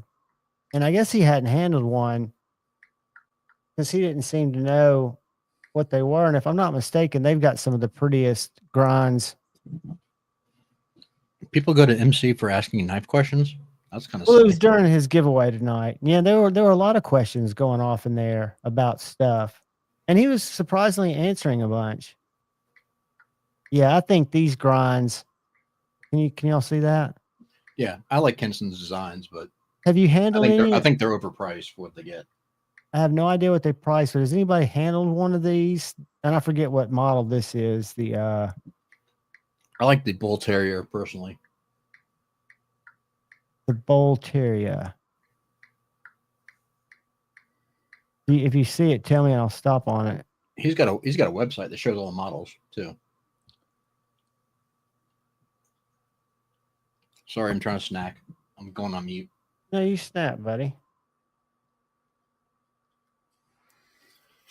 Let me stop sharing. Share What are you again. snacking on, Kyle? Success. Success. Cheese, summer sausage, and crackers. Hey, I don't have any Akita. crackers, but I have some summer sausage and cheese right here. What'd you call it, Kyle? What you talking A about? knife. The Bull Terrier.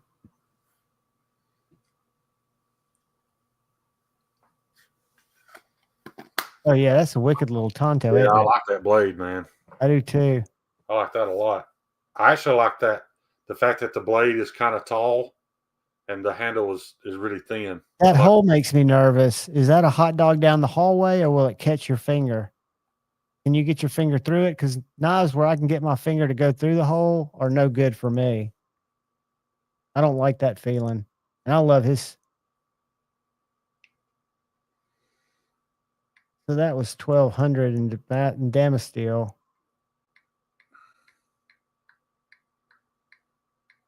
Yeah, I just think they look good. Javon, They those are are production hot. prices though. Yeah. Are they His- handmade? His customs get into the 2s and 3s pretty quickly. Is that Kyle usually because he's using a lot of Damascus, or is it just arbitrary? He uses a lot of nicer materials, but yeah, that's part of his. See, like personally, I like rip knives better as far as grinds, but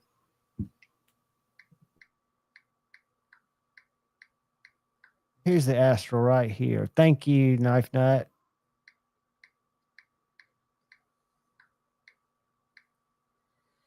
Cheeto, I appreciate that message. I'd almost forgot that. Yeah, that is a good looking little knife. I'd call that a trailing point. Would y'all? I love the way that the jimping, it looks very forward plunging. Looks like a Slurpee saver for sure.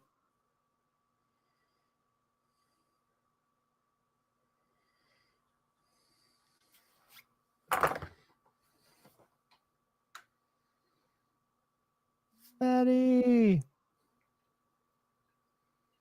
Yeah, I still think they make great knives. And the other one that I used to really like is it Siemens or Simons, Kyle, that's in Jackson, Tennessee. They make interesting knives. There's so many people that I've never seen that make interesting knives. is that one that you were showing up with the horrible plunge grind? I think so. Let me make Simon's sure. or whatever it was. Yeah, I think they had terrible plunge grinds. If I remember correctly. It's been a while. Wow, he's got a lot of weird stuff up here now. Let me make sure this is the same. Yeah, this is. He's just added a bunch of renderings and shit. He's also got these weird machine grinds. Let me share it.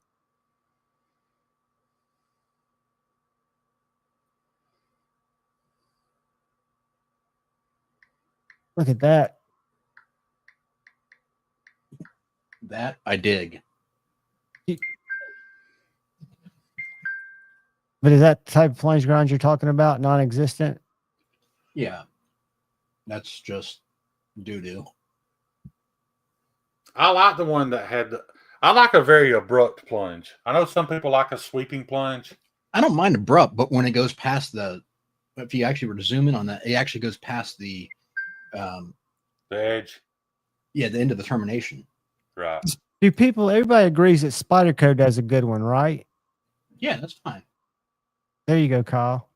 Well, that's nasty. I love that. I do too. Who is that? Who made This that? is Simon Customs up in Jackson, Tennessee. It looks like that front sharpened too, right? That's like a reverse Tonto. Dude, if somebody whipped that out on me, I'd be like, keep the slushy. I'm getting back to my truck. My buddy A to That's no Z, match for a That blade shape scares me. Shane. That's no match for the The Hogue? Ritter Hogue. Absolutely not. Ritter Hogue don't stand a chance against that. Remember that funky Ritter Hogue I gave you, Shane? That wacky big ass one? Oh, yeah. That you gave me? I thought I gave it to you because I know I wasn't using it. Maybe I didn't give it to you. I thought, is that the one you traded to OCD? 3DC? No, that was the SOG. I'm talking about that blue folder that was wicked. Maybe it wasn't you. Maybe it was somebody No, else. you did. You did. That was a wicked looking shape. I mean, And that John was. hasn't seen that knife in 2 years.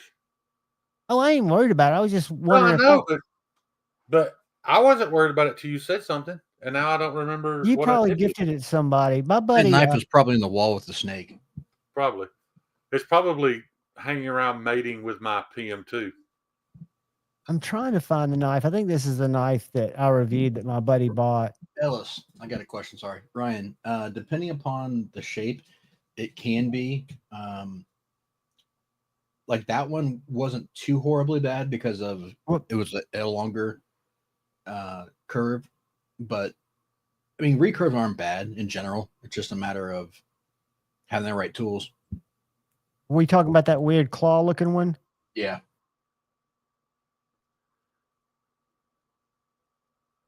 I still, outside of a rod, don't understand, even with the attachments, how you would sharpen that.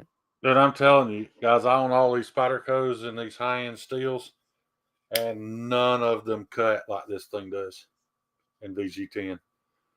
Now, Kyle will have to sharpen it for me when I dull it, but this was gifted to me recently, and that is a nasty, nasty cutter, man.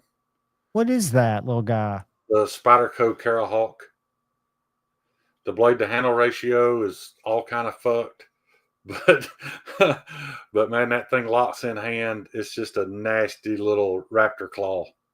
Oh wow, dude! Yeah, and right now, so far, it has stayed sharp for me, but I've only cut like paper and packages with it. But it's like you say, it's made for cutting into meat. Kyle, who was that? Who gifted me that knife? You remember? Was it 5-door or Carco, or it was one of those guys? Your memory sucks. Sorry, I know it does. I'm eating a cracker. Oh, Kyle, it looks like you could do a sharpening tutorial one night doing a recurve, and people would see value in that. Unless you really don't sharpen. One of 3 people. It was Carco, 5-door, or Snot Rag, and I can't remember which. But also one of those 3 people. Number 3 gifted me my GEC, and I can never remember which one it was. What's up, 5-door? I don't know why I get those. Spyderco was number 3, and the GEC was number 2. So I say I've already forgot who those are. Damn it, Shane. Hey, Adventure. The Spyderco came from who? Snow Trog. Snot Rag. Yeah, I mistakenly called it. GEC was 5-door. Was 5-door. Correct. Carco hasn't given me shit. Is that what you're saying? No, Carco gave you the custom. That's right. Now you owe Carco an apology. Sorry, Carco. And sorry, Snot Rag and 5-door for having a horrible memory. Click on that bad boy. We get back over to. And if you ask me right now which one gave me each knife, I still wouldn't remember. I don't know terrible. why those 3 names, man. I can't keep them straight. What you can't see behind the screen is Shane's got post-it notes all over the place to tell him to remember to wipe because look at his hands. Carco is a living legend. Carco made one of my grails possible, and it turned out to be extra special because it had Pro X scales on it. Not only did Carco give me that custom, Carco gave me that custom after buying it from me. That's what was even more impressive. So you were selling it. He bought it. Yeah, and then gave it back to me. Yeah. Carco is a living legend. No doubt. I was thinking the other day, why have I always done so many shorts? And I realized why. It's your fault. Why? Do you remember why? Do you remember dull. Blade Show in Nashville when Oh, I did Jeff, that short that got when like, Jeff's battery was dead yeah, and he I was did a having a short in the meltdown. car, and it Yep. got what, like 10,000 views Yep. while we were sitting there. Yeah. Yeah. Paul Mills, I know what you're doing. I'm not falling for this trap. I'm not having this conversation. I know exactly what you're doing. Mills, he told me it was dull. I just knew you had sharpened that knife, dude, because it was so fucking sharp. I did not. I didn't touch it, Shane. I know you did. I know who sharpened it now, but I'm not talking about it because Paul's just trying to stir shit. Oh, How hard would it be to do a tutorial on showing how to set up and sharpen a hawk bill or something like that? About as easy as if I had one in front of me, I'd do it right now. Well, I mean, like next Friday, maybe that'd be something because a couple of people have asked just to see the setup. I know Ryan asked, thought that would be pretty cool. Ryan, Do you you sent have a hawk bill to sharpen, though, Kyle? I don't currently. I mean, I would send you this, but it don't need it yet. Yeah, I don't have just one. Tell me, man. All that thing needs is a little ceramic touch-up. Do you typically use, I guess it depends on the blade, if you use just thinner stones or if you use one of the attachments. I'm curious how those attachments make a difference. Right now with Kyle, how he decides is what it needs and what you want. That's why. Exactly. Like I sent Kyle knives to sharpen and had no issue with paying him to sharpen them. He would be like, man, this knife didn't need sharpened. It just needed honed, and him send it back, and he's 100% right. It's razor sharp. So that's Joshua sharpened a hot bill by sending it to Kyle. He ain't gonna bullshit you and say something you don't need. Yeah, that was right. I did a GC hawk bill for Josh. That turned out pretty damn good. Did you just use stones for that? Or did you use your attachment? I'm trying to eat a damn cracker, Javon, but yes. Eat your cracker boy. Yeah, get off screen if you're not here. I'll do like they used to do. I swear said I sharpened a hawk bill by sending it to Kyle. That's the best way to get it done. Yeah, somebody's asked me a couple times, what sharpening system do you have? I was like, I have the Calhoun Lee. That's what I have. The Calhoun Lee. Yeah. I ain't kidding y'all. If Kyle quit me and I had to sharpen every knife I made, I'd quit making knives. You'd figure it out. You quit for a while, but you figure it out. I have no interest. Here's a flashback to the good old days while we wait for Cracker Boy. One night, Billy was watching his favorite TV hero. And right in the middle of a fight, G-Man Jim ran out of ammunition. Psst, Jim, Billy's got the answer. It's the new Mattel Firebolt gun. It never runs out of ammunition. Show him how it works, Billy. Just drop in a perforated roll of 50 caps. Pull back the bolt and fire a smoking burst. Or... That hadn't aged well, has it?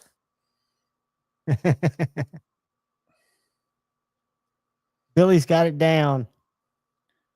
I'm sorry I'm on my phone, y'all. I forgot to, I should have tagged a couple. Did you post some stuff that we can show now? Yeah, I posted it on my... All right, I'm going to your page.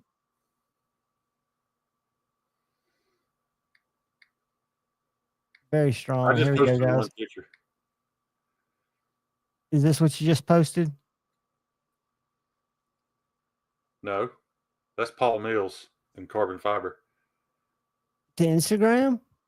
Yeah. All right, let's see if you've posted anything since then. That's the last post it's showing you so far. There it is. Go down a little bit. Those are pinned. Oh, they're pinned? Oh, my bad. Those you say are T15 barrels? And I don't remember what size they are. They're at least T15 though. They're pretty. I love the look of that. I mean, it almost looks like some kind of stabilized wood. It is. It's maple burl. Maple burl? Yeah. You find these maple trees that have these big ugly knots in them. And it's actually a parasite that eventually kills the tree. And if you cut it down and you get it in time before it rots, when you cut it into slices, it has these beautiful patterns in it. And it's highly desirable and pretty expensive. Ryan Ellis buys it to make high-end cutting boards. Dude, 67 HRC. That's just gorgeous. Yeah. I love that too. Oh my God, does that wood look like wood? Hey, Goob, eat your cracker boy. I could I'm never done. tell if it's my card. You know me. I'm the guy who's Now, always hey been man, running. Brian's my card is beautiful too. You're going to be seeing some of that coming in the future too. Now, is that carbon fiber on Paul? Yeah, Paul bought that carbon fiber. That's the reason why his has carbon. He paid the money for it, and I will work with it again, but I hope not to. Those pins look pretty too. Are those carbon fiber pins or G10? They're G10. Yeah, those scales destroyed half of everything in my shop. I bet Kyle took that picture, didn't he? Yes. Yes. Yeah. Most of those pictures, if the picture is good, you can almost bet Kyle took it. He takes the picture and sends it to me, and I put it on the internet. Yeah, like that picture of my logo with that blue silk behind it. Did you see that? Go back to it. That looks awesome. You know what that is? Let me get back to it. Those are my Izod silk underwear. That's what I use for the background. Oh, not that picture. Not that one. Which one? That one right there in the middle. The blue. Yeah. Yeah. Hey, nobody would know if you didn't tell. I don't see any little white stain marks and crustaceans. I wash my underwear, John. How do they how do you get that on there? Is that etched or stamped? Laser? That's lasered. Yeah. That's lasered. That looks very cool, dude. You zoom way in, you can actually see just a little bit of heat around the outer edge of the mark. Yeah. Unfortunately, if I go Control Plus, it just makes all my shit screw up. It started to zoom. Shane, you got an apology to make now. For what? Carco's here. I already apologized. Oh, well, he wasn't here to hear it. It's not, I mean, I just get their names mixed up, man. But we all agreed that Carco is a legend. Morbid Claws, what is up, brother? You know that picture, though, John, the one you keep pulling up, I was kind of heartbroken. I was the more zoomed in picture of my logo. I was kind of heartbroken that nobody commented on that plunge. Fuck that logo. Plunge is clean, dude. Fuck that logo, dude. Look at that plunge. That plunge is clean. That is free-handed, no jig. I was very proud of that. If you flip it, it probably looks the same, doesn't it? It absolutely does. That's awesome, dude. I can prove it. The knife's right in there in the kitchen, waiting to go to the post office. I envy you guys that live in these cities where you can just mail shit whenever you feel like it, because you can't do that here. It'll be Monday before anybody's open for me to ship anything. Yeah, I luckily have I know my post people that come by. I've only got 2 that drive, and so usually, like tomorrow when I finish my members live, anything I take out to the box, they'll pick up and ship. And I trust them because I'm right in front of my box. Ryan couldn't see the plunge line because he was looking at her boobs. Man after my own heart. Talking about, how do you find Snot Rag on Instagram? I don't see him on Instagram as Snot Rag. Let me go to my message. Oh, there it is. Never mind. I found him. Did you find him? Yeah, I was just going to send him a message. Because you're right. I hadn't seen him around either. Yeah, he's been MIA for a while. Understandable. Well, he's also a lineman, so he could be out working. Making it happen. Yeah. Yeah, I knew what you meant, buddy. I definitely knew what you meant. Yeah, tonight after the live, I'm doing a knife battle between this and the bug out. And I'm just doing it like on 7 different, or actually 9 different characteristics. So I don't know which one's going to come out. Don't do an edge retention test on them. I don't do edge. I just do sliciness. That 59 HRC S30V is not going to keep up with that Kershaw. Do you have any idea what the Kershaw is? I know it's a MagnaCut. Yeah, I know it's super thin, but what's the HRC? They actually released the Instagram video of them testing it, and it was 60. It was over 63 HRC. Now they're advertising it as 62 to 63, but the one they tested was in the 63s. I'm just amazed at how nice of a knife it is for $134. And the Well, that's cheapest, what Kai can do in the United States when they want to. and we believe, and I asked this from a stupid place. I know to be considered a USA made knife, it has to have X amount of parts assembled here, but Kershaw's, the USA made ones, we feel are fully made here, right? I would think so. I mean, maybe the hardware or something. I just don't think it would make sense for them to make parts of it in Japan and ship it to here. I wouldn't think so either. If they already have something here, typically when that happens, it'd be like me buying parts from Japan to assemble my product here. It really wouldn't make all that much sense for a company to do it if they have a production plant here. And they've got a huge I couldn't facility, imagine don't Shane they? trying to order parts from Japan. I couldn't either. I couldn't either. Not So not what's- because you wouldn't do it, but just because of trying to log into Oh, I an know. online account. Yeah.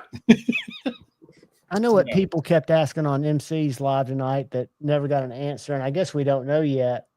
But has anybody seen any effect of tariffs on Chinese knife prices? I haven't seen or heard of anything yet. Not yet. You guys have to keep in mind, guys, those tariffs aren't going to exist. All the word tariff is a bargaining chip. It's a negotiating tactic, There's is no what I've point always thought. freaking out about any of it. And it's a negotiation tool for something that needs to happen. Relic, what's up, brother?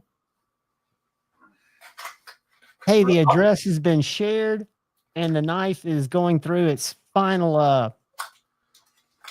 What would you call it, Kyle? Final stages of readiness. Regardless of your politics, you have to think that other countries being fair with us on our economic or our trade has to be a good idea. Regardless of what you think about the rest of it, I don't care. But Paul, that sounds like it could be that's how it's probably affecting right now. So UPS or the carrier will charge you if you're like order from Kumwu or order from. I don't think anybody even knows who charges. Like, is it paid before it leaves the country? Nobody knows. None of us are geopolitical, economic. Well, Paul says if you order it directly from China, UPS or any other carrier will charge you the tariff for your package. Maybe so. Maybe so. It's the same as when you're getting a European Union and their VAT tax. Because it fluctuates. No, it's just that they have to pay it on purchases automatically. It's like a sales tax, but on top of they actually have to pay the VAT. It's like, was it 18%? Interesting. Something like that. I do think it's a little bit humorous that a couple of YouTubers have tens of thousands of dollars in knives sitting in China that they can't get their hands on to deliver because they're not sure what the tariff is going to be and how much more they're going to have to pay. And the reason I say that sounds mean, but again, they did business with those people. They knew the risk, so don't feel sorry for them. Yeah, I bet Kyle's holding back too, because he doesn't want to get geopolitical. I know you don't, and I shouldn't. I apologize. No, Shane. I asked the question. It was asked because I look on Amazon, and for example, I know that Amazon, the Chinese manufacturers have been raising their prices all along. For example, unknown names like Flissa that I reviewed when they were $20 are now $39.95 for the same knife. Has nothing to do with tariffs. And I've noticed, I've never reviewed one, but I've seen them on YouTube. Ned Frost is a maker on Amazon that used to be really cheap, and now they're getting up there. I mean, way up there. It's not hard. You don't have to be a politician. You don't have to be college educated. They printed it all out. Their business plan to destroy America. They're not trying to hide it. It's all typed out. You can just read it. It's all. We find an American-made product that sells well. We copy it and flood the market with it till we destroy that company. It's not that we flood the market until we make millions. They don't care about that. Good point, All they Paul. care about is destroying that company. So, like I said, regardless of your religious or your political standing, you can't live in a country and think that that's okay, that that's what they want to do. You know, And I'm real And bad one about thing you're not calling talking about, too, is makers. the subsidies. What was that, Kyle? I'm sorry, I cut you off. No, just saying the one thing that's not discussed too is the state-run subsidies as well. yeah. How's like state run in the United States or state run in other countries? No, like No, the fact that Canada has free health care, but they can't exist as a country without our subsidies. Oh yeah, I got you. I got you. No, well, there's that. There's that too, but that's not what I was talking about. Oh, okay. I was talking about Sharif, the we were fact talking about you earlier, buddy. I was. Singing You your come on praises. here talking shit, and I was on here hyping you up, talking about how much respect I had for you. One of the good ones. Yeah. Golly, man. You're gonna have to backpedal that, Shane. I take all that back. Sharif is a low down, dirty, soft ass dog. Good to see you, Sharif. Hey, Sharif, shoot me an IG message sometime. I know we've talked about it, but I got a question for you, buddy, that won't take much brain power at all. Sharif, jump on Instagram and look at those knife handles that Brian did on the Joke Wolf. Here, I'll share them right now. We're talking about the ones on your page, right? Y'all gonna get sick of me talking about it, dude, but they're so No, dude. beautiful, man. It's so pretty. I was actually concerned about making a knife to spit in the eye of Jack Wolf because I was concerned that my quality and refinement wasn't as high as theirs. Because they do make a damn nice knife. But those pictures Shane, I think you got one that you shared with me that's in better focus. It probably is. But that is gorgeous. I think the one where, yeah, and Kyle, that looks like stabilized wood, doesn't it? it almost looks like wood. I'm kidding. I'm an idiot. I saw my knife ship today. Thank you. Who you thinking, Ryan? Who'd you order a knife from? What'd you get? Oh, you got one from Sharif? That's awesome, man. That's awesome. That dude deserves any amount of success he gets. El Cap Addict, good question. I'm gonna pass it to the political geo guys. I don't want to get into it tonight, but if you want to ask me in private, I'll just discuss it with you. Shoot Kyle a message, brother. Yeah. And I'm not saying I'm all knowing. I enjoy from my understanding, researching that. Scotch. From my understanding, we only place those on What is up, brother?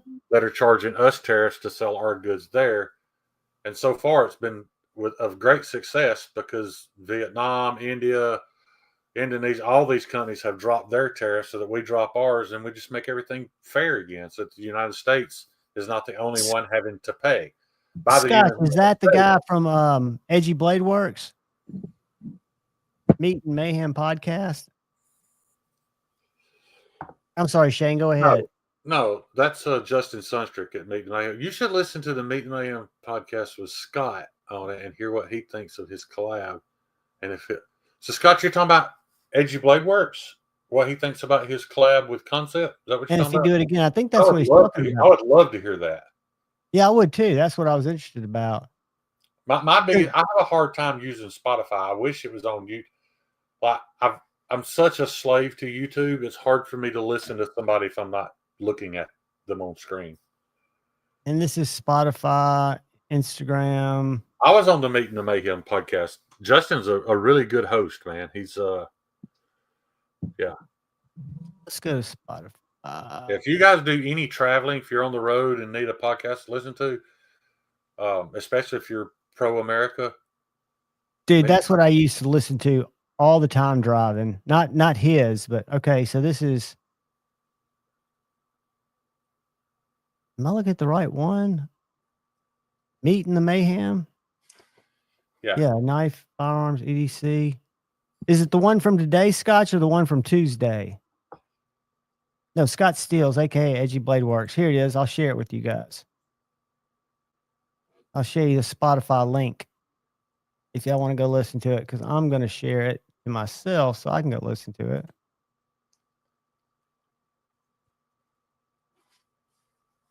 Yeah. So that is that episode.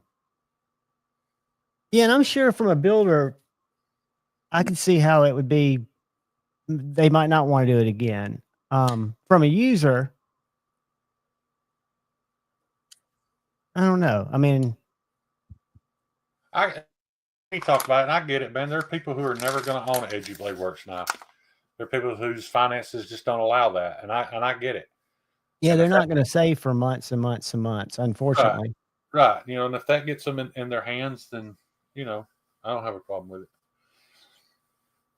I think my biggest issue is I kept seeing this stuff get higher and higher that I didn't feel like deserved it. I hate to say that, but that's just the way it was. And I haven't seen a design by Sharif Manganis yet that I didn't think was worth what he was charging for it, regardless of where it was made. You know, so. But I haven't handled a concept tipper either, so I don't have a dog in that fight. I wish I could find where he starts talking about it. His story, Chinese production politics, and the labor of love. I wish I could find this so we could all listen to it. I think this would be good. No, don't do that to Justin, man. Let them listen to the podcast. Yeah, definitely go listen to it. Yeah. If it was mine, I wouldn't care.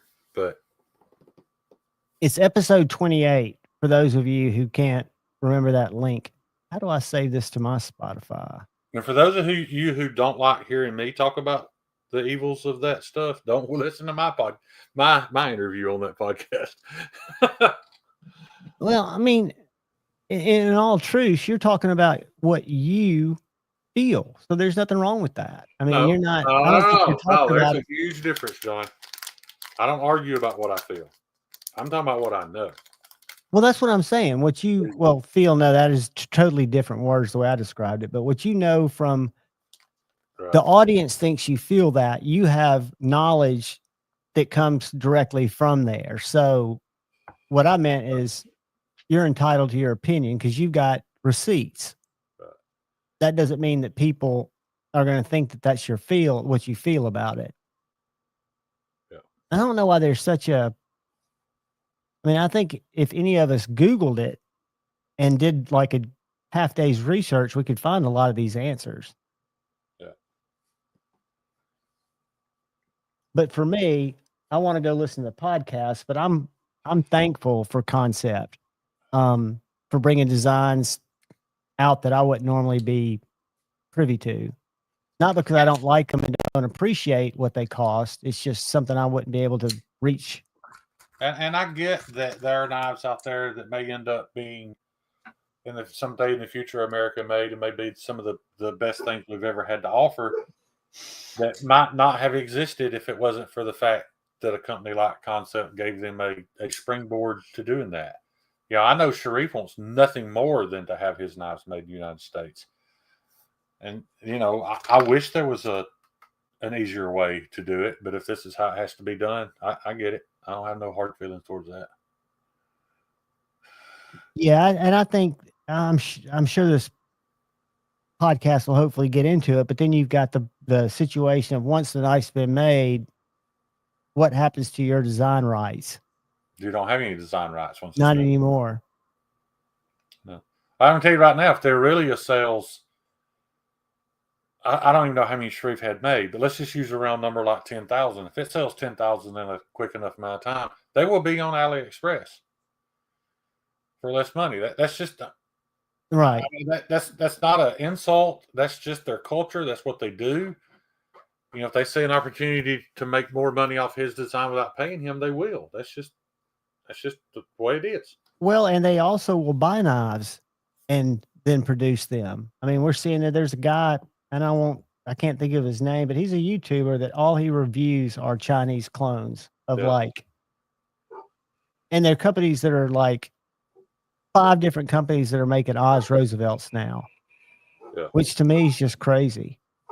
Yeah. I will say this though, as a business maker, if Sharif sold 10,000 direct to consumer, them getting cloned at that point really wouldn't hurt him nearly as much as you think. but it's still the principle of someone doing it to you. Right. So I don't condone clones at all. You know, What's up, Brent? that I hate them. I agree with you 100%, Kyle. I think there's two types of people that buy clones. There's that guy that buys it to see if he's going to like it, and then buys the real thing, and that is a very small percentage. I understand that. Then the other half of the people that are buying them were never going to buy the real thing, ever. And I don't think I don't think it cuts into, like you said, the person that's going to legitimately buy one is not the same customer. Like it wouldn't cut into the legitimate knife buyer necessarily. And Brant, I definitely would, but we're not here much longer, buddy. We're about to go over to said Stevie. You know, like that clone DOC I had, I would have never carried that knife. But I didn't know if I would even carry a knife that big. I didn't know if I'd like it. And it led me to getting the real thing. So it worked out for me, kind of, until I mailed it to Morpheon Custom. Well, that's part of the story, though, that makes it unique, right? But El Cap, that's correct. He did try and got stuck on that. And it's not as easy as people make it seem, but it's definitely doable if you want to make it happen. The biggest issue is it's doable, but it's not doable at the profit margin that you can have it made in China. Well, and let's also it's not a complete turnkey process like you're getting. It can be a turnkey process, but now not 100%. Now you're talking about big money. But Kyle, you've also got to put on your business hat too, right?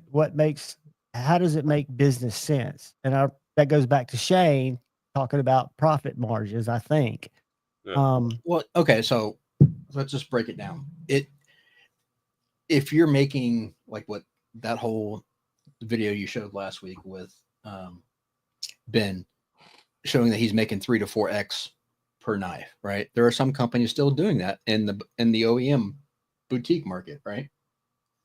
If you were to make it USA made, you would have to be comfortable taking that down to 2 to 2.5x.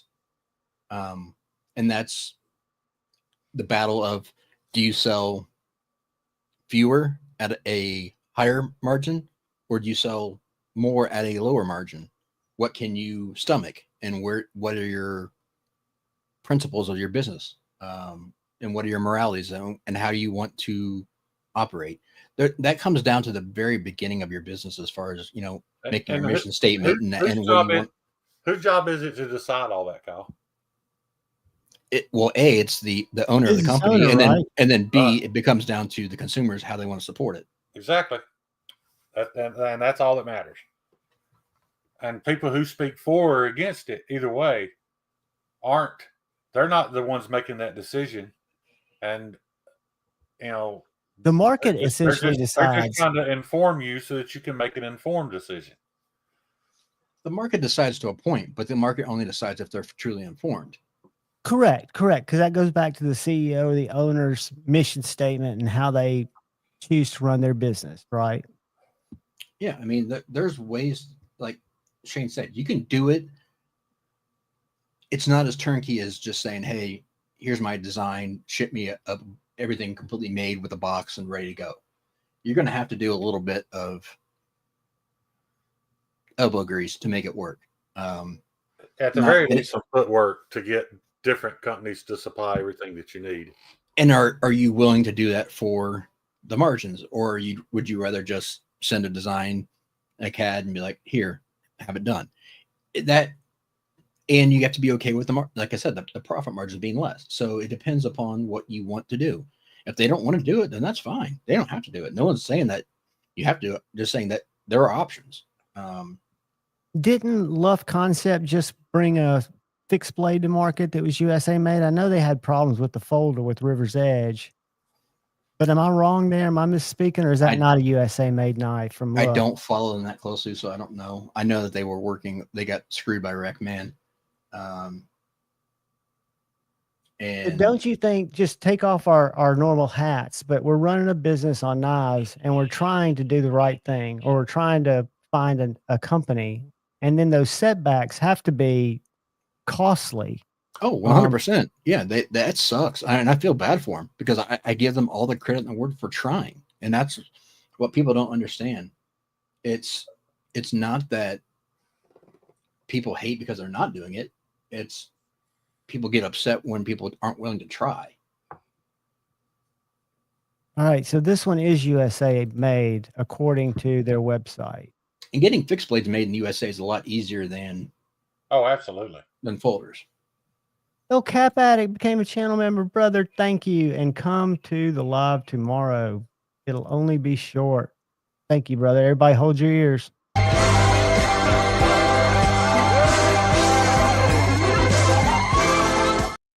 Thank you, brother. Man hug to you. So if I could zoom, this is a bundle that looks like it has a sheath, a napkin, and a sticker, and it's $340.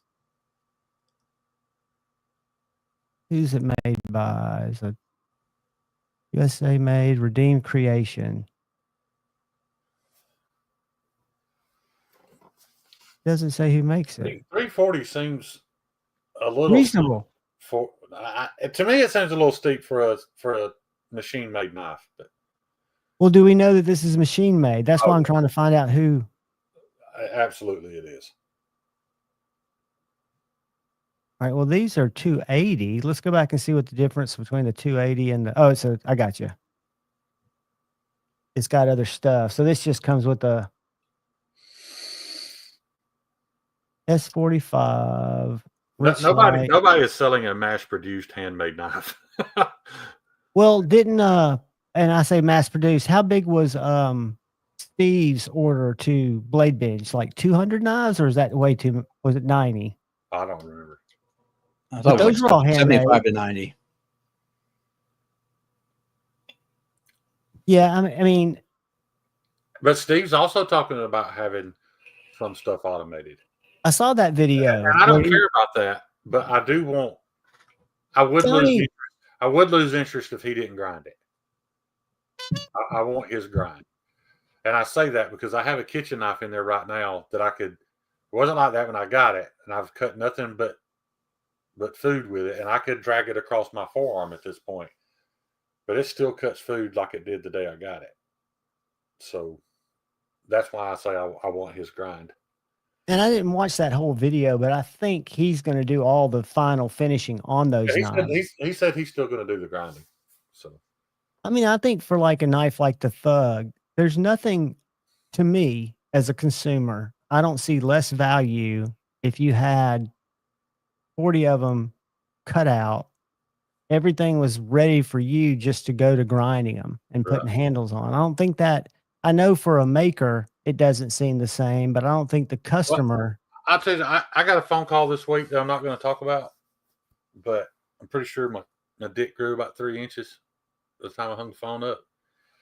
So and I don't know that it's ever going to happen, but if it were to happen, I would have to go that route. I mean, right. I would have to do that and only do the heat treat and the final grind. There's no way I could take advantage of that situation without doing that. And that may happen. And in all honesty, my knives would be of better quality if that did happen. If you look at the 2 joke wolves that Brian has finished with them laying on the counter, one of them's a 1/4 inch longer than the other. Does that matter to the people who are buying them right now? Well, probably not. But if I was to sell knives at this particular place, they would all need to be exactly the same. So. Right. But let's think about what you bring as a maker, the value, the design, the heat treat, and the grind. Everything else is a value point, but their time that takes you. I don't think you're losing any perceived value.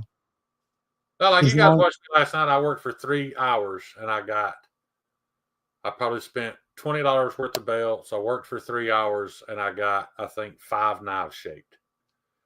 I could have had that done in minutes for less money.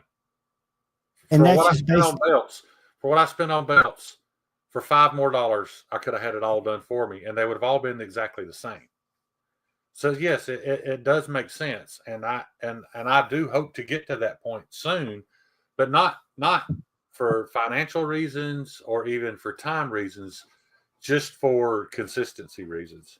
Right. because you're basically, it's still your knife, but those things that you have a harder time controlling are being controlled from the start. Did you see? There's 5 joke wolves at Brian's right now, and none of those 5 are exactly the same. You know, that's the thing about hand making knives. I'm not able to do that.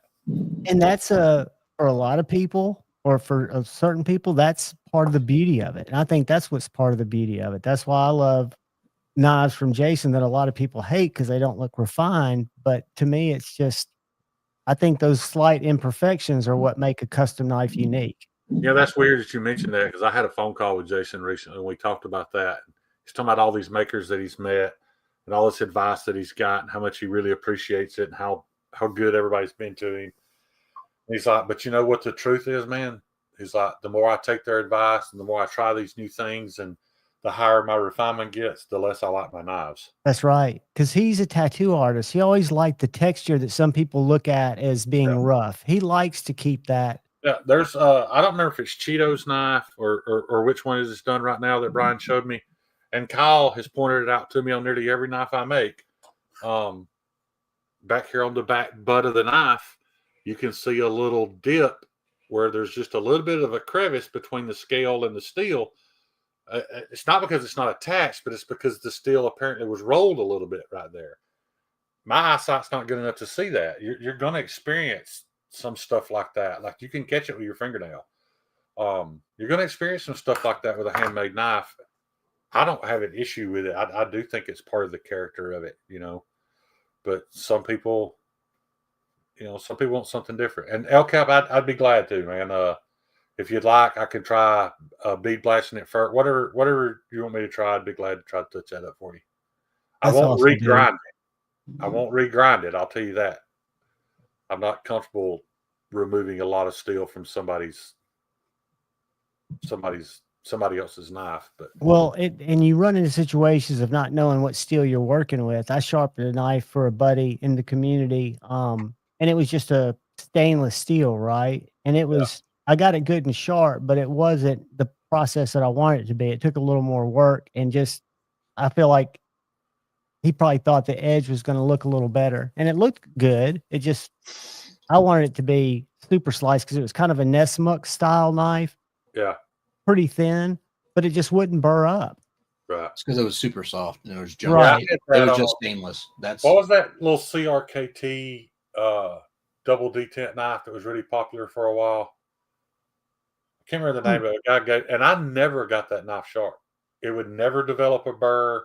All I was doing was making the blade narrower and narrower as I went. It never got sharp. I can't remember what it was called. Yeah, and that's why we always talk about the worse the steel, the harder it is to sharpen. Yeah. Right. Does that, and Kyle, this is just kind of a question. So when I'm looking under my glass and it looks kind of like powdery on the edge, is that a normal, or is that just, because doesn't a burr look more refined than just powder on the edge?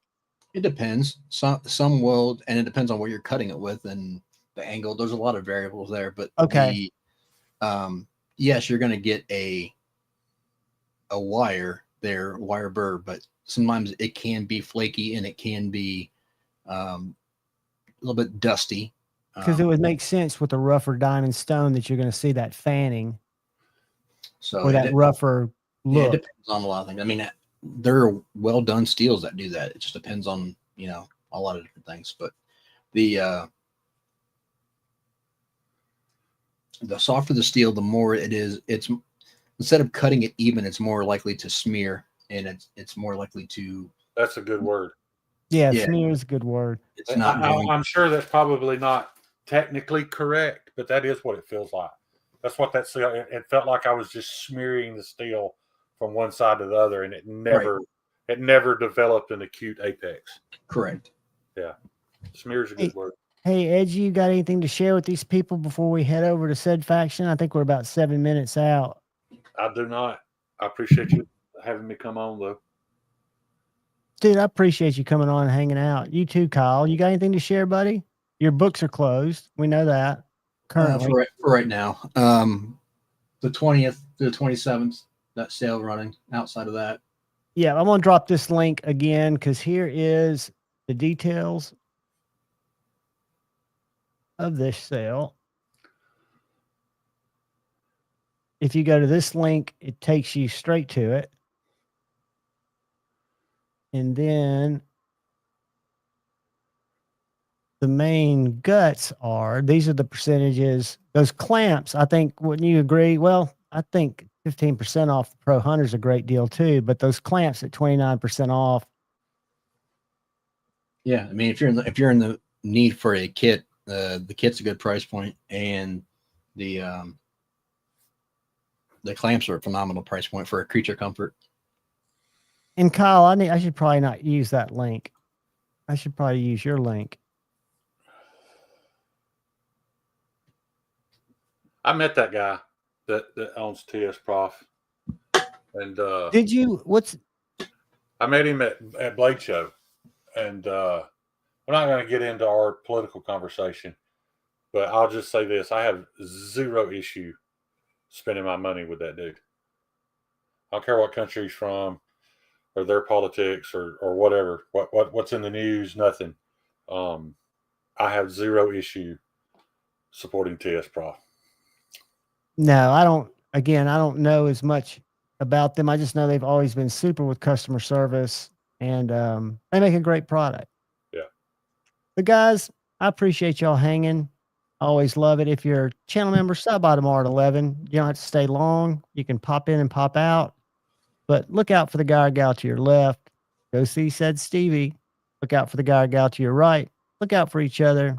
Go forward with love in your heart. Choose debate, not hate. Always be a goat. I love you all. Love y'all. Peace.